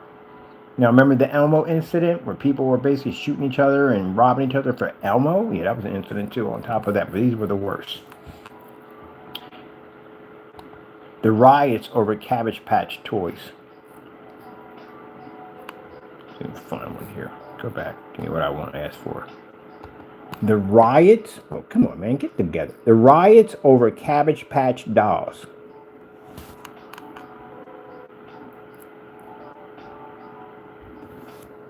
No joke. This actually went on. The Cabbage Patch riots were a series of violent customers' outbursts. And this went on for a while. That occurred in the United States in the fall and the winter of 1983. The riots were results of a high demand for the Cabbage Patch dolls. Were very scarce and highly sought after. Yeah, they were literally, you had to carry a gun if you were picking one of these dolls up, literally. And chances are, highly, you were going to discharge on somebody, because people would rob you for these things at gunpoint for a doll. That's how bad it was. It's actually in history. That's how bad it was. And when they brought those dolls in, you even had to worry about, when they brought the dolls in, that no one was even going to try to hijack the truck to steal them. That's how popular they were. It's crazy. Absolutely crazy. There were riots that broke out over these things. I don't know what it was about the doll. I don't know why people were obsessed with them, but it was insane. It's crazy. So anytime you bring in a truckload of these, the truck driver could get a police escort because he's in fear of his life that he may be killed for the shipment of a doll. And when they bring him in, they would have police out there. You would think they were transporting some kind of insane prisoner. No, it's a doll. And when they would load those up, they even had police out there in front of the store as 24-hour watch. Because you know why? People were planning to basically break into the stores and steal the dolls.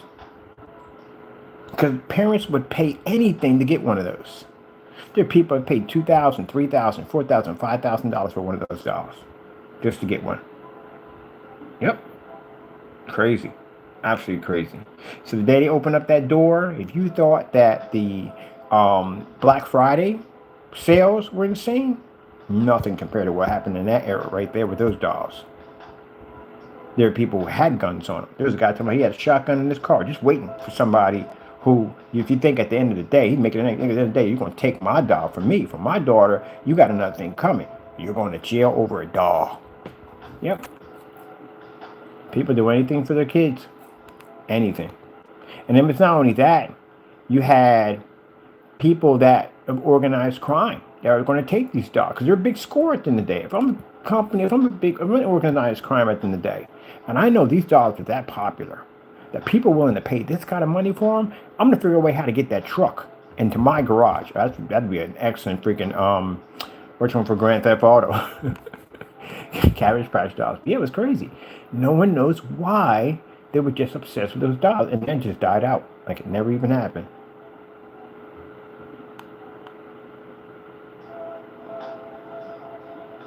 People fought over these things.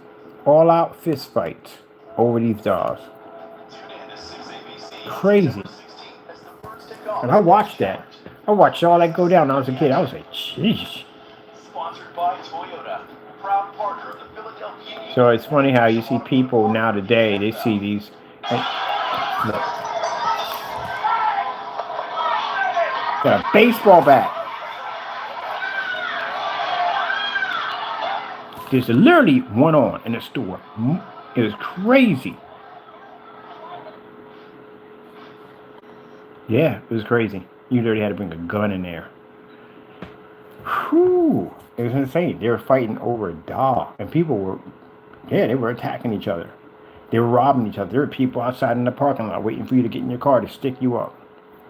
So, if you ever think that Black Friday is so crazy, it's nothing compared to the whole Cabbage Patch era. And this went on almost every single day. See, Black Friday only happens once a year, but this went on every single day. So imagine that nonsense every single day. And truck drivers were demanding to have police escorts because they were terrified of getting robbed or killed. Yep. That's how bad it was. Most craziest thing in history. Store owner literally had a baseball bat in his hand to defend himself.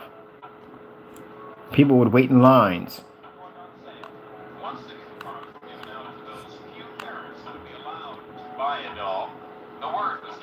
That the dolls would be given out behind the store, out back at the freight entrance. And then the race was on. Otherwise dignified, calm, mannerly parents broke into a sprint.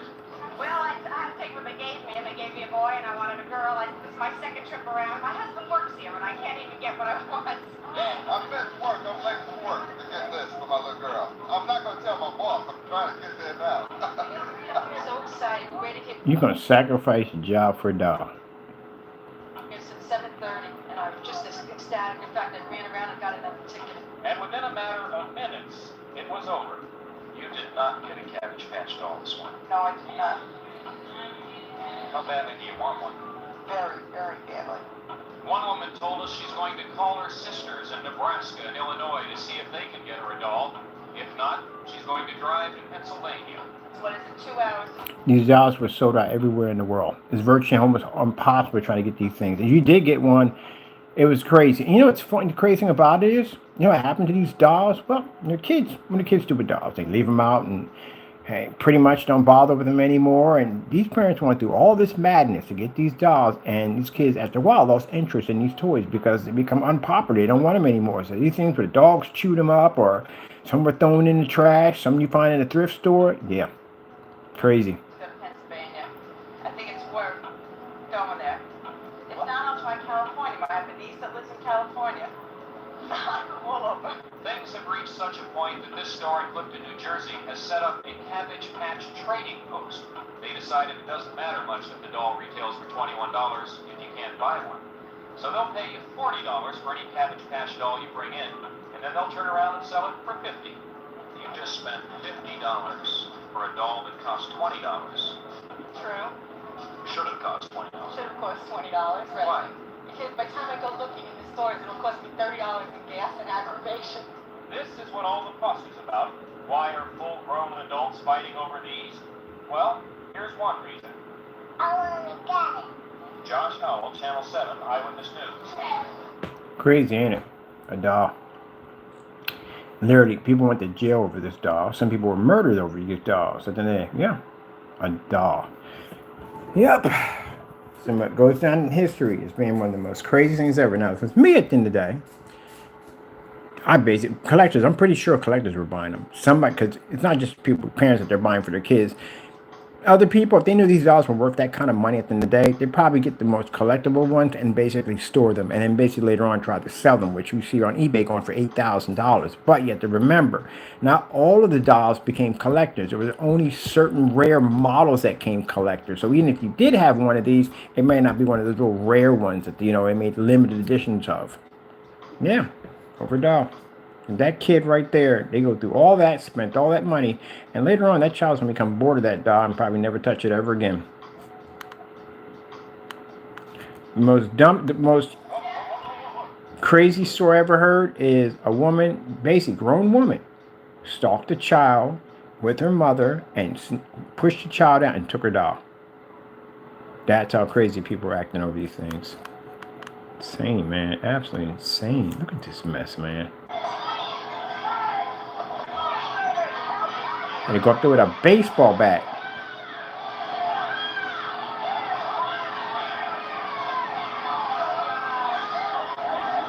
Gotta have the police there and everything.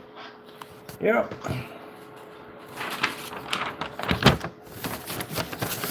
Fighting over something you can't take with you. I mean, I understand it's your child at the end of the day. You want to do anything for your kid at the end of the day, but hey, you go to jail, you won't be seeing your kid anymore. And people don't think about that when they get caught up in this kind of dumb nonsense at the end of the day. You go up there and you assault somebody with a baseball bat, you rob somebody at the end of the day, you hurt somebody. People are coming out, just speeding out of the parking lots because their cars, people jump in their cars because they had these dolls in there. It's crazy stuff. You doing all this for your kid? So what's more important? You not getting the doll and basically you spending every day with your child, or your child come to see you while you're in lockup because you murdered somebody by accident because you sped off and you hit somebody and killed them in the process. Yeah, dumb stuff at the end of the day. My mom didn't even feed into that nonsense, and none of my sisters wanted them. They thought they were ugly. And if they did want one, my mom wasn't going through all that craziness to bring. I wouldn't even want my parent to be in that kind of danger to begin with. That's insane. Well, they do it. Different Elmo, too. Elmo wasn't as bad as the other one. What was it? Let me see. The Elmo craze. Another one. Tickle Me Elmo. That was another one. It went crazy. So a huge increase in demand in the toy and shortage. Fights and high prices for a toy. These things were selling for like $1,000. I remember that too. $1,000. I remember seeing them on eBay and people were buying those things. It's kind of like the gaming system era. Gaming systems do it all the time too.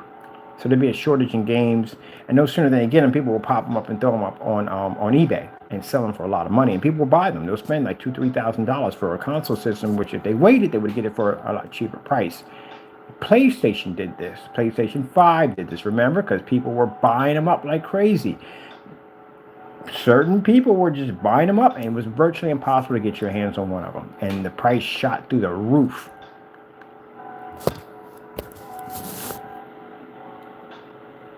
So it's kind of like the Christmas season is kind of like a bit of an interesting investment. If you can figure out exactly what toy is going to be the most popular toy on the planet, and if you basically have 10 of those, you're a very rich person. Like the person who had 6 of the Elmo dolls, the Tickle Me Elmo dolls, and he sold one of them for $10,000, and that person bought it. Yeah. You just have to figure out which one is going to be the most popular. Tickle Me Elmo craze at Walmart. I don't know why people are with this doll, why they're so obsessed with it.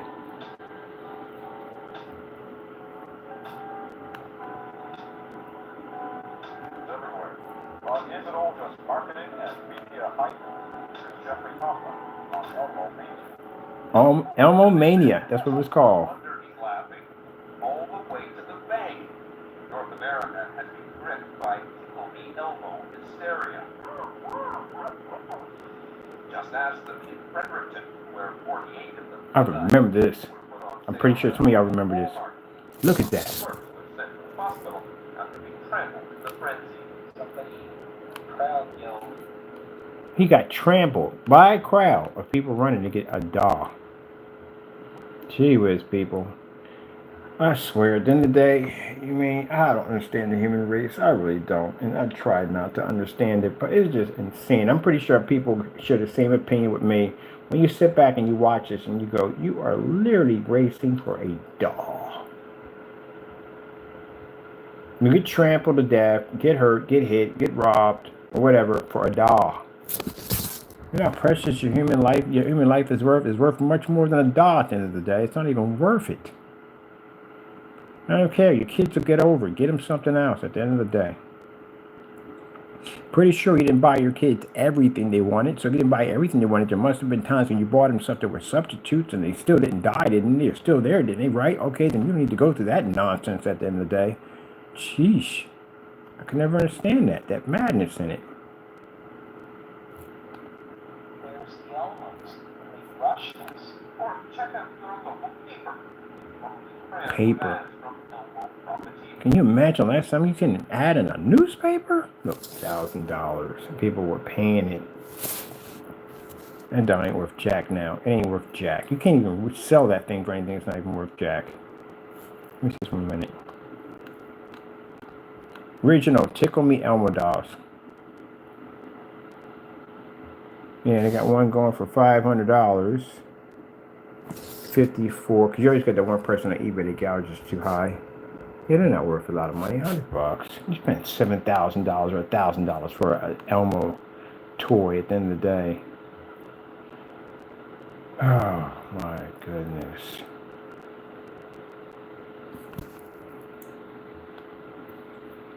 Should have invested your money on a antique Lionel train set. Yeah, those are worth a lot of money. Trains are worth a lot of money. If you want to invest in something at the end of the day or run for something, get an antique train. They're worth a lot of money. Trains is very expensive. Look at this. This is just the engine alone by itself. They're like $700. And if you get the real vintage Lionel trains, the 1940s, 1930s, those units right there, which had the real die-cast metal, yeah, those are the ones that are worth money. This is where you put your money into. I wouldn't dare run for no Elmo doll. I'd get myself an antique train. I would get one packed and one for him to mess up, because I know he's going to jack it up because he's a kid. I jack my toys up too. And one actually sealed. So basically, in the future, as he gets older, here you go. That's what I would do. Buy two of everything. Stack them up in the back. So that way that he can wreck this one and have fun with it. And as he gets older, he learns how to appreciate it. And it's a collector's item. Here you go. There's your investment right there. You invest in trains. Trains, at the end of the day, is where you make that money at. And you're investing in toys at the end of the day. Trains is a very, very expensive hobby. Especially when you're talking about Lionel trains. Antique Lionel trains.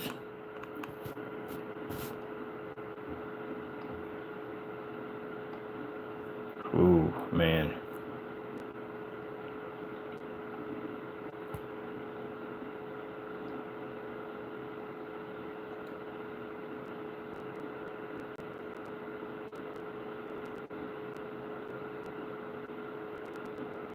Made these prices for him. Yeah, he's in a joke. $900. And that's just for the engine. Mind you, the rest of the cars are going to cost you money. The most, I think it'll cost you the most is going to be the engine and the caboose. They're always the most expensive.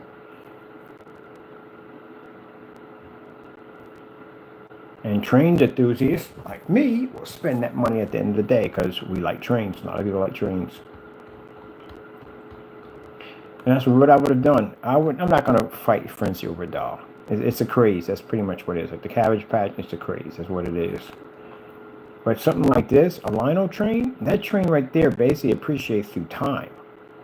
It's like buying fine art at the end of the day.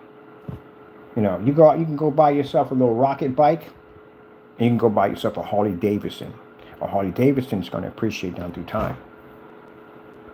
It's an investment when you buy a bike like that, or a Chief. It's an investment, not a rocket bike. My brother used to have a 1960 Harley Davidson chopper. He should have kept it.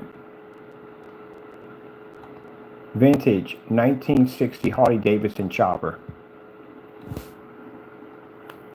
Should have kept it. I don't know why he got rid of it. It was a beautiful bike. Man, it was a beautiful bike.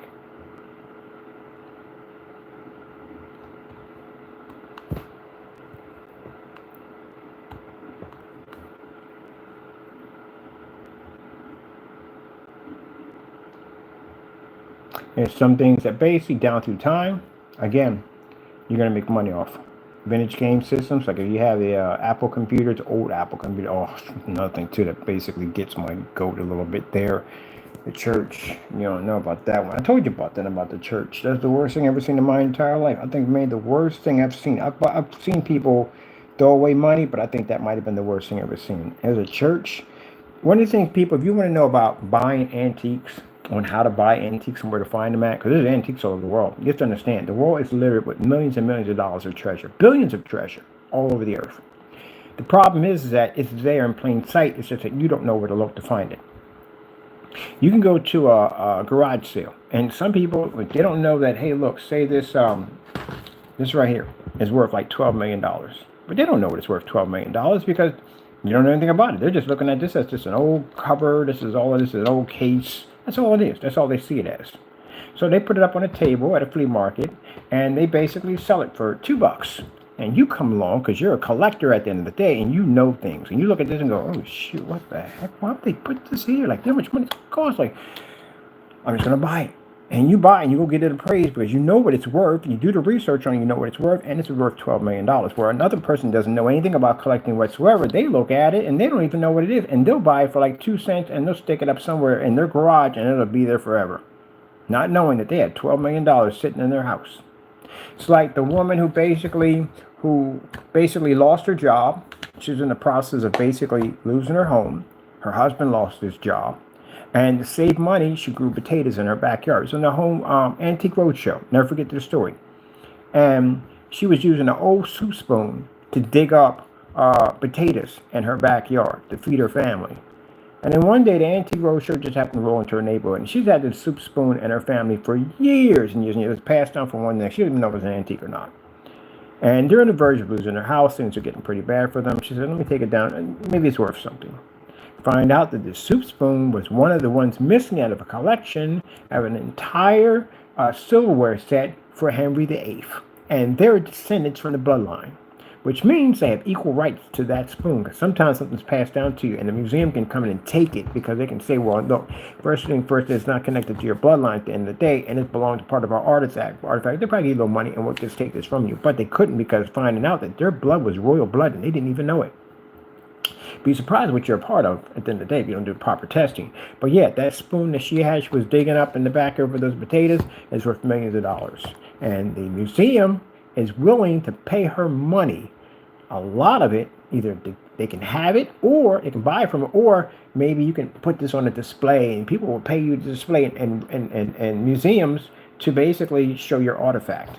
They'll pay you. Like, we got it for so many months here, and then they'll get it for so many months there. That's why you go to museum and say, hey, we got these particular prize arts. They're only going to be here for this month and that month, and they're going to be gone. That's why she could rent it out. And yeah, she's rich, extremely rich. But you don't know what you have unless you actually know what you have. So basically, getting to that story, the churches, some of the really old churches, not the newer ones, the old churches, the ones that have been there for a long time and had members that have been back there since maybe, I say roughly, they've been there. If you have a real old church, they've been there since the 20s and 30s. They've been there for a long, long time, even the 50s. And usually in these churches, you have older people, elders in the church, and as you get older, you basically don't have much of an appetite for your items anymore because, again, they don't care at the end of the day. You know what I mean? You're going to pass off this earth, you're going to go to the next life, and you just don't care. Whatever, you know what I mean? As you're younger, you do care about your things and your possessions, but as you get older, now you really don't. So they donate a lot of those things to the church. And sometimes some of these churches have thrift stores in them. So imagine somebody who lived in the era of the 1930s donated a lot of their stuff, which is now worth a lot of money today, in those stores. And somebody from the 40s, and somebody from the 50s, and somebody from the 60s and 70s. All this stuff is sitting in this thrift store. And people that walk in there from now, our time, don't even know what they're looking at. Some people do, and some people don't. So I found a lot of crazy antiques when some of these churches that I went to, that they had a thrift store, and in the bottom of the thrift store, you would see some crazy stuff down there that you wouldn't even believe that was still down there. And these people kept their stuff in mint condition. They took care of their stuff. So this one church in the neighborhood was this really big church on the corner. And I got to know the minister of the church. As a matter of fact, I went to a smaller church. That's how I met him. And he was showing me this bigger church they were working on. And that church was antique from one end to the next. Everything. He even had a real bell. The bell was actually still there. And it had a pipe organ. A huge, massive pipe organ. I'm surprised the crackheads didn't steal that because it was all brass and then they in there. Or copper and brass and stuff they had in there. But anyway, in the bottom of this huge, massive church, there was a thrift store. And that thrift store, some of that stuff date back to the 20s. It was unbelievable. I've never seen anything like it. Unbelievable. Now, where is it now? It's under the earth. Because I kept telling the person who had the church, I kept telling them, look, man, you need to get this stuff out of here. Put it into a U-Haul truck. Put this up in storage right away. Because if you don't get the grant from the city, they have to demolish this building. Because again, it's falling apart. The building is literally falling apart. You can't have a building that big, and the area is a school zone over here. It's a lot of kids in the neighborhood, and this thing falls in and can hurt somebody. So look, just as a precaution, please get everything out of here and put it in a storage unit. There were instruments in there. There were fur coats. There were so many forms of, bone china with 24 karat gold trim is at the end of the day. Yeah, it's very expensive to get 100% bone china from China. They had droves and droves of all kinds of dishware, silverware, and some of the stuff date back to the 20s. You wouldn't believe the stuff they had in there. Music boxes. Do you have any idea what an antique music box will go for? In that era of 1920s and 1930s, do you have any idea how expensive one of those things would go for? Still working, because I was winding it up and I was like, it still works. Mint condition. Jewelry. Oh yeah, there was jewelry down there too. Watches, all that stuff, everything. Anything you could possibly think of was down there. Old radios. I saw an RCA2 radio, about 3 feet tall. Kind of had little tubes in it. Had to warm up. Yeah, all that stuff was back there. Now, would I have any interest in taking that? No, because I'm not a thief at the end of the day. I wouldn't care less about it. At the end of the day, all that belongs to God. That's in God's house, number one. I'm trying to get him to put this stuff in a storage unit. He doesn't do it. The city comes in and they condemn the building. He can't even go in it now. And I watch a bulldozer go in and basically tear that place down.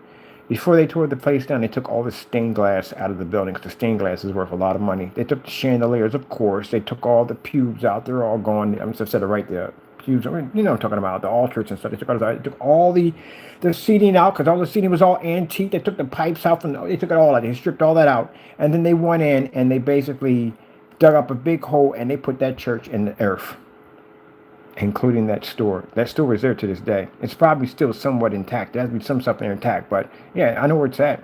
It's right there. Unless somebody put a building on top of it, then forget it. Now, I don't know, go back. Right now I'm going through with Google satellite to see what's sitting there right now, because it's many years back, but there's nothing there. I'm going to buy that lot, the entire lot, and I'm digging it up.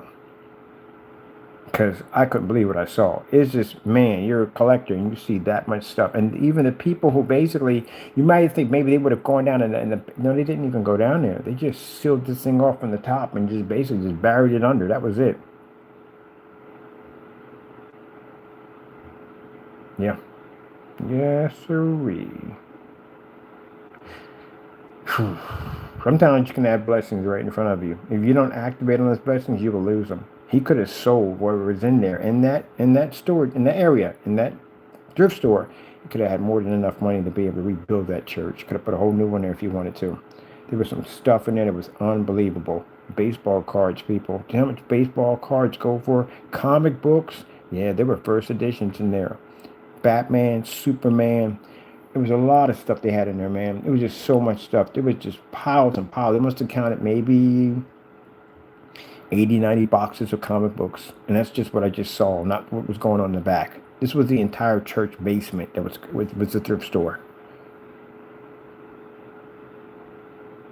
Like, why would you not do anything about this? Oh, well. And that's like if you look at the ocean. The ocean has ships that sunk in the ocean from the beginning of time. And a lot of them were carrying gold, a lot of gold, and rubies and diamonds and all that stuff. It just sits in the bottom of the ocean. And most of that stuff is covered with corrosion. You would never even know it was there. It's under the, I don't say how much gold is in the ocean. It's like 1 billion or something that sits in there. Yep. And it's just crazy when you think about it. You literally could be at the beach, sitting right there, and you could have treasure underneath. You wouldn't even know. You wouldn't even know. Right underneath of it, you wouldn't even know. Who knows? At that particular time, at the same beach you're sitting at many years back, many years back, somebody could have basically came up on that beach on a boat and basically buried something right there and basically passed away, died, whatever, and never told anybody was there, and it's been there ever since. That's why I think people who do exploring and all that stuff, that's what they find excited about, that they find stuff that's been sitting there like for centuries and no one's ever knew it was there. I find that interesting. I know we had a long topic today. We always bounce from one area to the next, don't we? I got to get ready to go. I know we bounce from here to there. That's the fun thing about talking about all different kinds of new things. I'm pretty sure that the naysayers do come into the room. If you come into the room, naysayer, look, at the end of the day, we don't take anything you say offensively or anything. I just find it funny that you really don't do the research, and you should do the research. You know what I mean? You should. You know, on top of that, you get out knowing a lot more about other things, and you educate yourself, but then you don't come off looking like an idiot at the end of the day, which you don't want. God, like it's going for 85. Look at that bike right there, 1960 Harley Davidson chopper. Told him to keep his bike. Sold that bike, man. Sold that bike for a car. Sold it and for a car. For a car. He don't care anyway. He got money. He don't care. He got Harley Davidson right now. I don't know what he paid for that thing. He likes the vintage. Motorcycle called a Chief. Bam. Bam, bam. 1922, baby. 1922, Chief. Baby. This is when you talking about the vintage, man. 1922, 1923. Oh, that's another beautiful bike right there.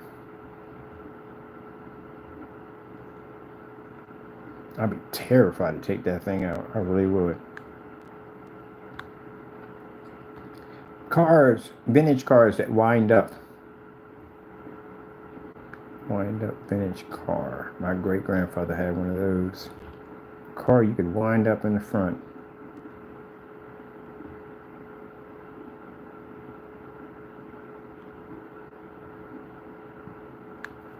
A little crank you stick in the front. You wind up. Now, of course, I wasn't around. Of course, I wasn't even born. I wouldn't even thought of. But yeah, he had one. That's what I find interesting about time. It's the fact that even if you were a poor man, in time, everything you had was worth money now. Which is crazy how it all works out, because like say you had you lived in the time of the Egyptian era. All the powder vessels that you had, even the money you had in your hand, even the clothing you were wearing, it was worth millions of dollars now today. Back then it was worth nothing at all, period. So you were actually rich, but you weren't rich, which is insane when you think about it.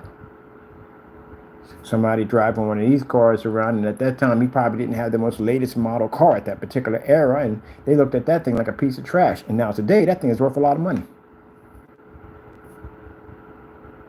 So I find that kind of interesting. That's why I said if I ever had the ability, if I had time travel, oh yeah, I would collect antiques. I would just take things at the end of the day that really were just trash, stuff that people threw out, because even the trash was worth money. You imagine that, people throwing out old clocks. Like people lived in the era of the Titanic, and the chandeliers and all that stuff, they would just throw them in the trash. It was junk. That stuff is worth a lot of money now. Let me see. 1920s furniture.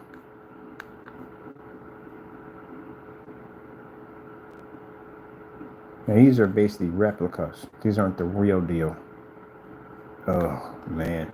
And the worst, you ever go back and look at what things cost? Like all this stuff right here, this stuff in the average everyday home. Now today in a furniture shop, you bring a table in from the 1920s. You have any idea how much that table is going to cost? All this is money. All this is money. But to them, no, it's not. It's not money to them.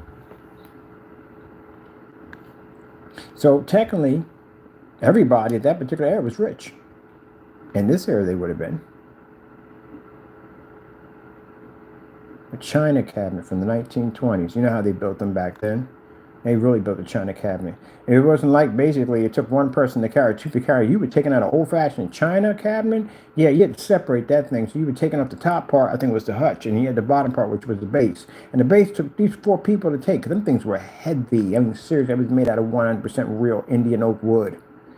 You weren't basically carrying that out by yourself. You picked up one of them things, you definitely saw God's face. Some things were super heavy. And then the price, man, look at the price of furniture, $14. This is really 100% true made furniture. Not the stuff you get today now. It's wood and plastic combined. It's not real furniture. Everything's made out of plastic, wood, or whatever. How much was food in the 1920s?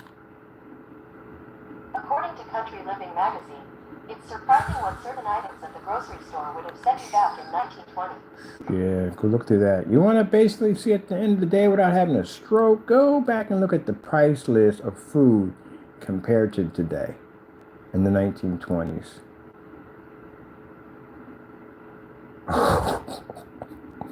I'm never get used to this stuff, man.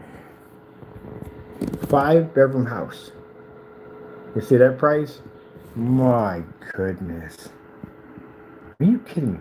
Man, if I had... Gee whiz, butter was 25 cents. Oh, here's a hurt piece. How much were eggs in the 1920s? Somebody posted one of these. I was like, oh, man, really? So what happened? What really happened? I mean, come on. If you think about it, if we had the same prices that we had in the 1920s compared to what we make now, there'd be no one would ever have struggle. It'd be virtually impossible for you to have struggle.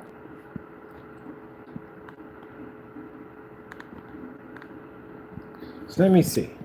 Peaches was $1.25. We don't need all that. You're doing too much. Peaches was $1.25. Butter was 49 cents. Let me see. Beef franks, where you got toilet paper. Come on, man. Asking for too much. I'm giving you all that information. Toilet paper was 29 cents. How much does toilet paper cost now? It's 1920 ads. Gee whiz Louise, man.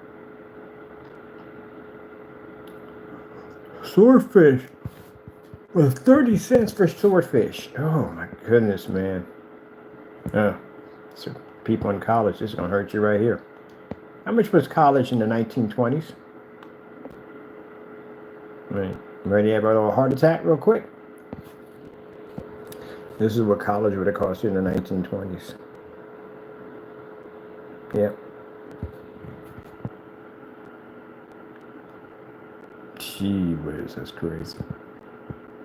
How much was a house in the 1920s? And you know how the houses were built. According to FamilyTree.com, the average household income in the United States in 1920 was about $3,269 a year. So starting with a nice good-sized home, the cost was about $6,300. $6,300 up for a house. And mind you, if you looked at the houses the way they were built in the 1920s, they were big. They were big homes. They weren't small. They were big. You're talking about 4 or 5-bedroom homes. You find an old house on the market for sale and you buy one of them. These are big houses at the end of the day. They're huge. They got built-in vestibules, all that 9 yards. Big staircases, high ceilings, tons of closet space. They are huge. So compared to what they were built now to today, gee whiz Louise, that's crazy. How much you pay for a house nowadays? Almost close to about $1 million. House can cost you about almost near $1 million easy. You're not getting no house for no 50,000. That's virtually impossible. No 60, no 80. It's way beyond that.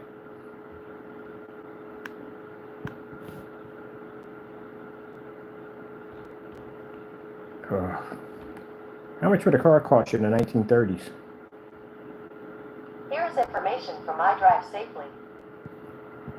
So a new car in 1930s would cost you $600. I mean, if that price still stand today, anybody working minimum wage could buy a car. Brand new. No lease, none of that nonsense. At the end of the 1940s, $850. What the freak went on between the timelines? But 1960, how do you shoot from $2,600 from this to this? See, inflation just jumped dramatically. Here was here. Now look at the jump. The jump is massive. And gas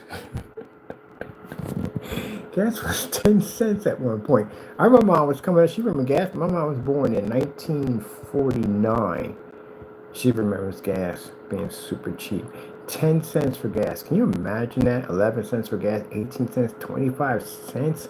Somewhere along the line, somebody in 1940 was pretty much complaining in 1950 that gas was 18 cents. 18 cents? That's for 18 cents? Oh my goodness. It's just too expensive.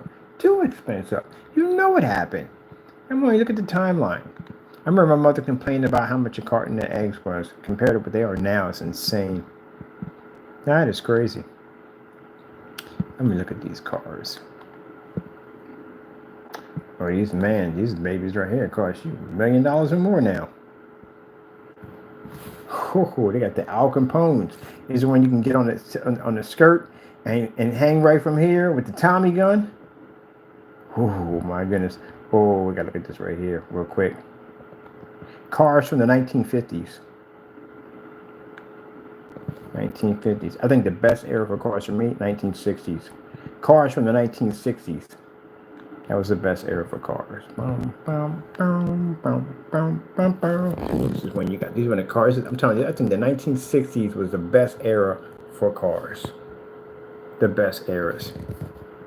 You can have your Tesla any day of the week. You can have that battery operated toward the end of the day. One of these muscle cars right here would eat your car up, no problem. Hellcat couldn't even come close to a muscle car, real deal. This is a real machine at the end of the day. These are the real toys. You go buy one of these cars at an auction, yeah, it's gonna cost you a lot of money. Maybe $100 grand, maybe 200,000. It costs you a lot more than a Hellcat at the end of the day. These were machines.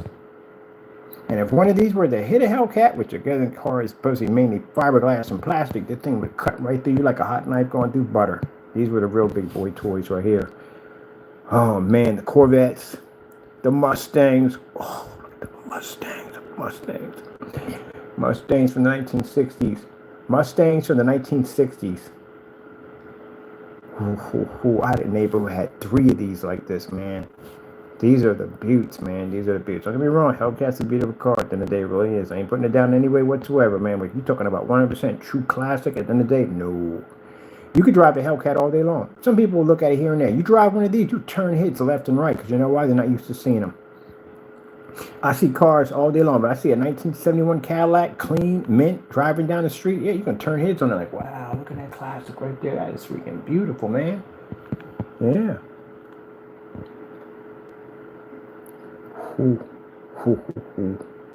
The interior, even the interior was classy, man. Yeah, 1960. I was born in 68. I got a chance to see some beautiful vehicles, man.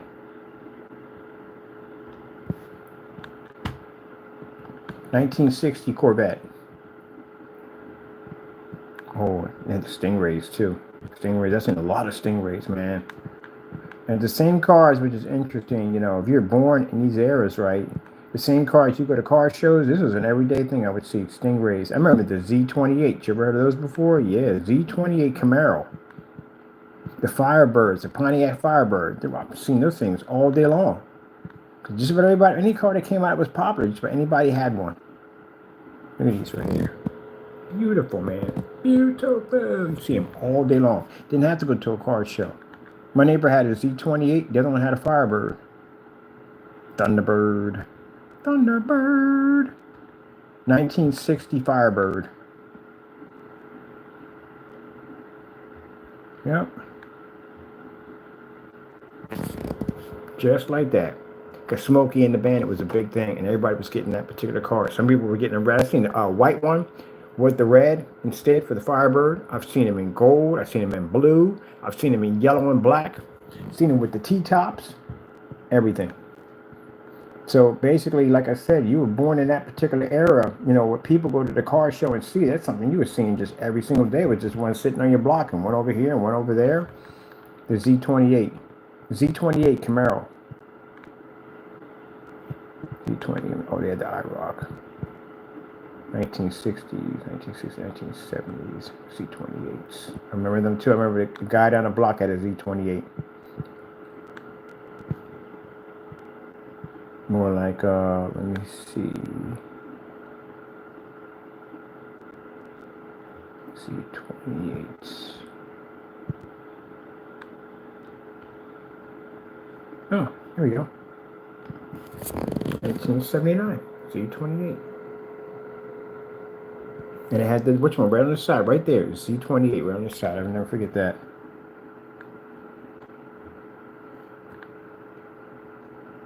Stingray.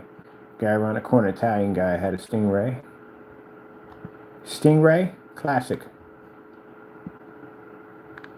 Oh, there's a guitar running Stingray too. Classic car, Stingray. Here we go. This is it right here with the flip lights. Bam! Oh, the flip lights. They are. See, that's something they need to bring back out. Them lights that would flip up. Oh, I just love those things, man. Vintage Fiat. Where's that one with the really small one?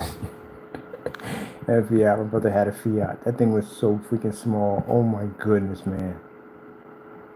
The Fiat. Never forget that.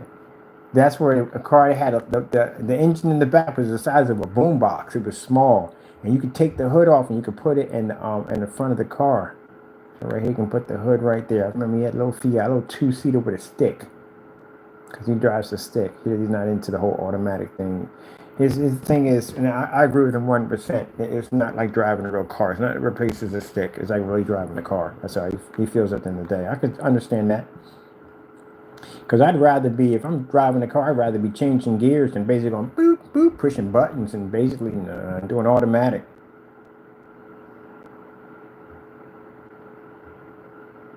The Fiat.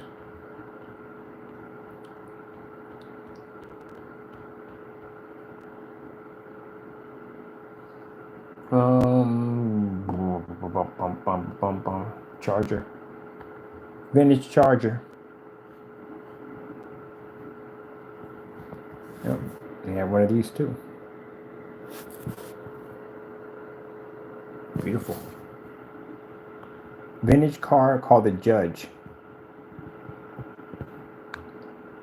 Oh, oh, oh, oh. Bum, bum, bum. 1969. Bam. And all the Hot Wheel cars were made this way too. So our Hot Wheel cars are all made this way. They were die-cast metal. And we see these all day long. Everywhere you go, you'd see somebody driving around with one of these cars, one of these vehicles. It's like back then, I didn't realize it was like being in a car show all day long, because this is all you would see all day long. You got a chance to see under the hood, all that stuff, because guys would be working on the cars in the garages, and they had to pop the hood. Some had these little custom designs and on the cars and stuff. The engines all chromed out and everything, blowers popping out through the hood of the cars. You see this stuff all day long. Classic bikes, vans, all that stuff. And then you go to a car show and you go, huh, I remember the time when I was a kid, I saw this all day long. Yeah, bam. Big tails in the back. I like these had the big wheels in the back and small wheels in the front. My brother had his car designed, did just like that. You saw this all day long. So yeah, he was born in my era. At the end of the day, it was like being in a car show all day long. You would see these things every single day. Every day you would see them. 1970 Shag vans. Saw these too. Remind you, I was born in 68. I was 9 years old. I've seen all these vehicles right here. 9, 7, 8, 9. Watch these Shagmobiles. They used to have a place over there by the zoo up in Delaware, and it was a big parking lot. These guys would park their vans up there, and they'd open up the doors and show the inside of their vans, and they would share information back and forth, and they talk about their vehicles and stuff. It was kind of like a meet for vans and stuff. And these vans were so cool, man. I wanted one of these when I was a kid. We just had some of the coolest stuff you would see, man, in these vans. And the people came in from California, especially from California. We had a lot of people came in from California, surfers and stuff that came from California that would meet up at these meets. And they just get out there and they just basically meet up there and party and have fun. That's what they did. And I thought it was so cool. My brother had his Firebird up there.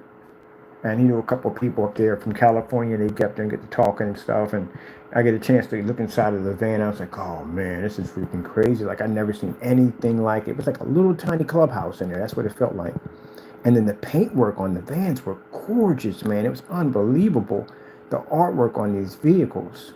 They had the little bubble windows in the back, all that stuff, man. Those of you who are old enough to drive these things, I envy you so much. Definitely envy you.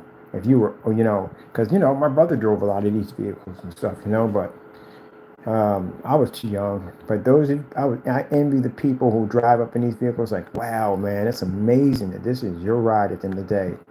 So they go to the car show, man. They've been in most of these vehicles already. That's what it was like when I was a kid. Every single day was like walking into a car show. Every single day I see these vehicles come by.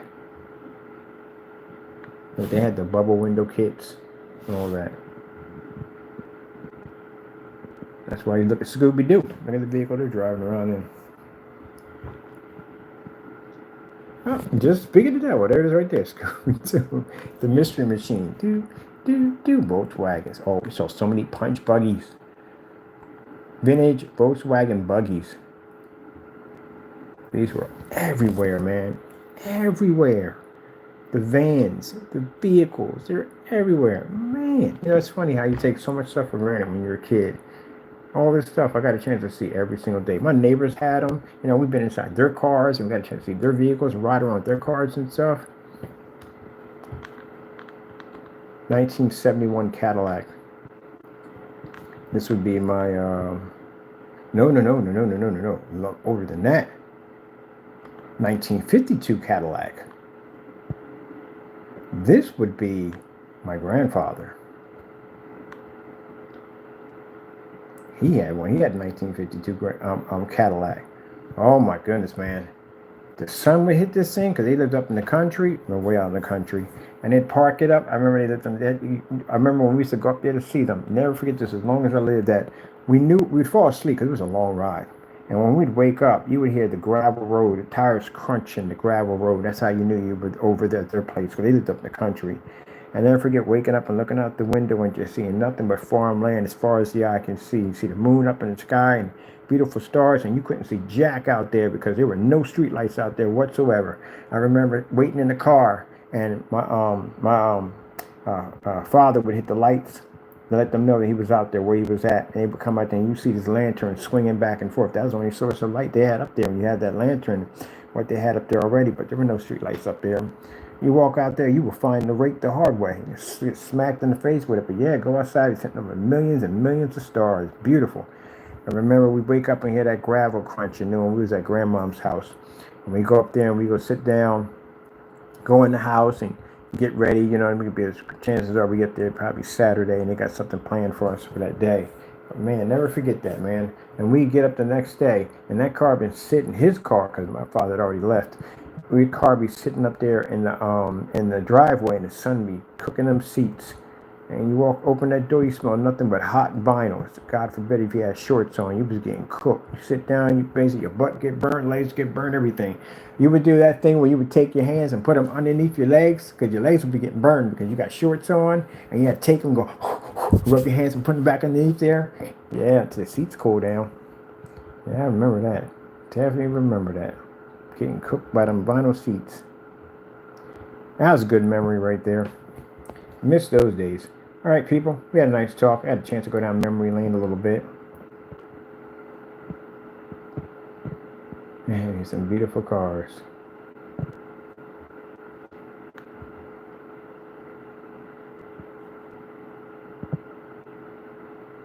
All right. Well, can't go back to the past, but at least you can still buy these things. I'm happy people still have them. At the end of the day, they can show them off.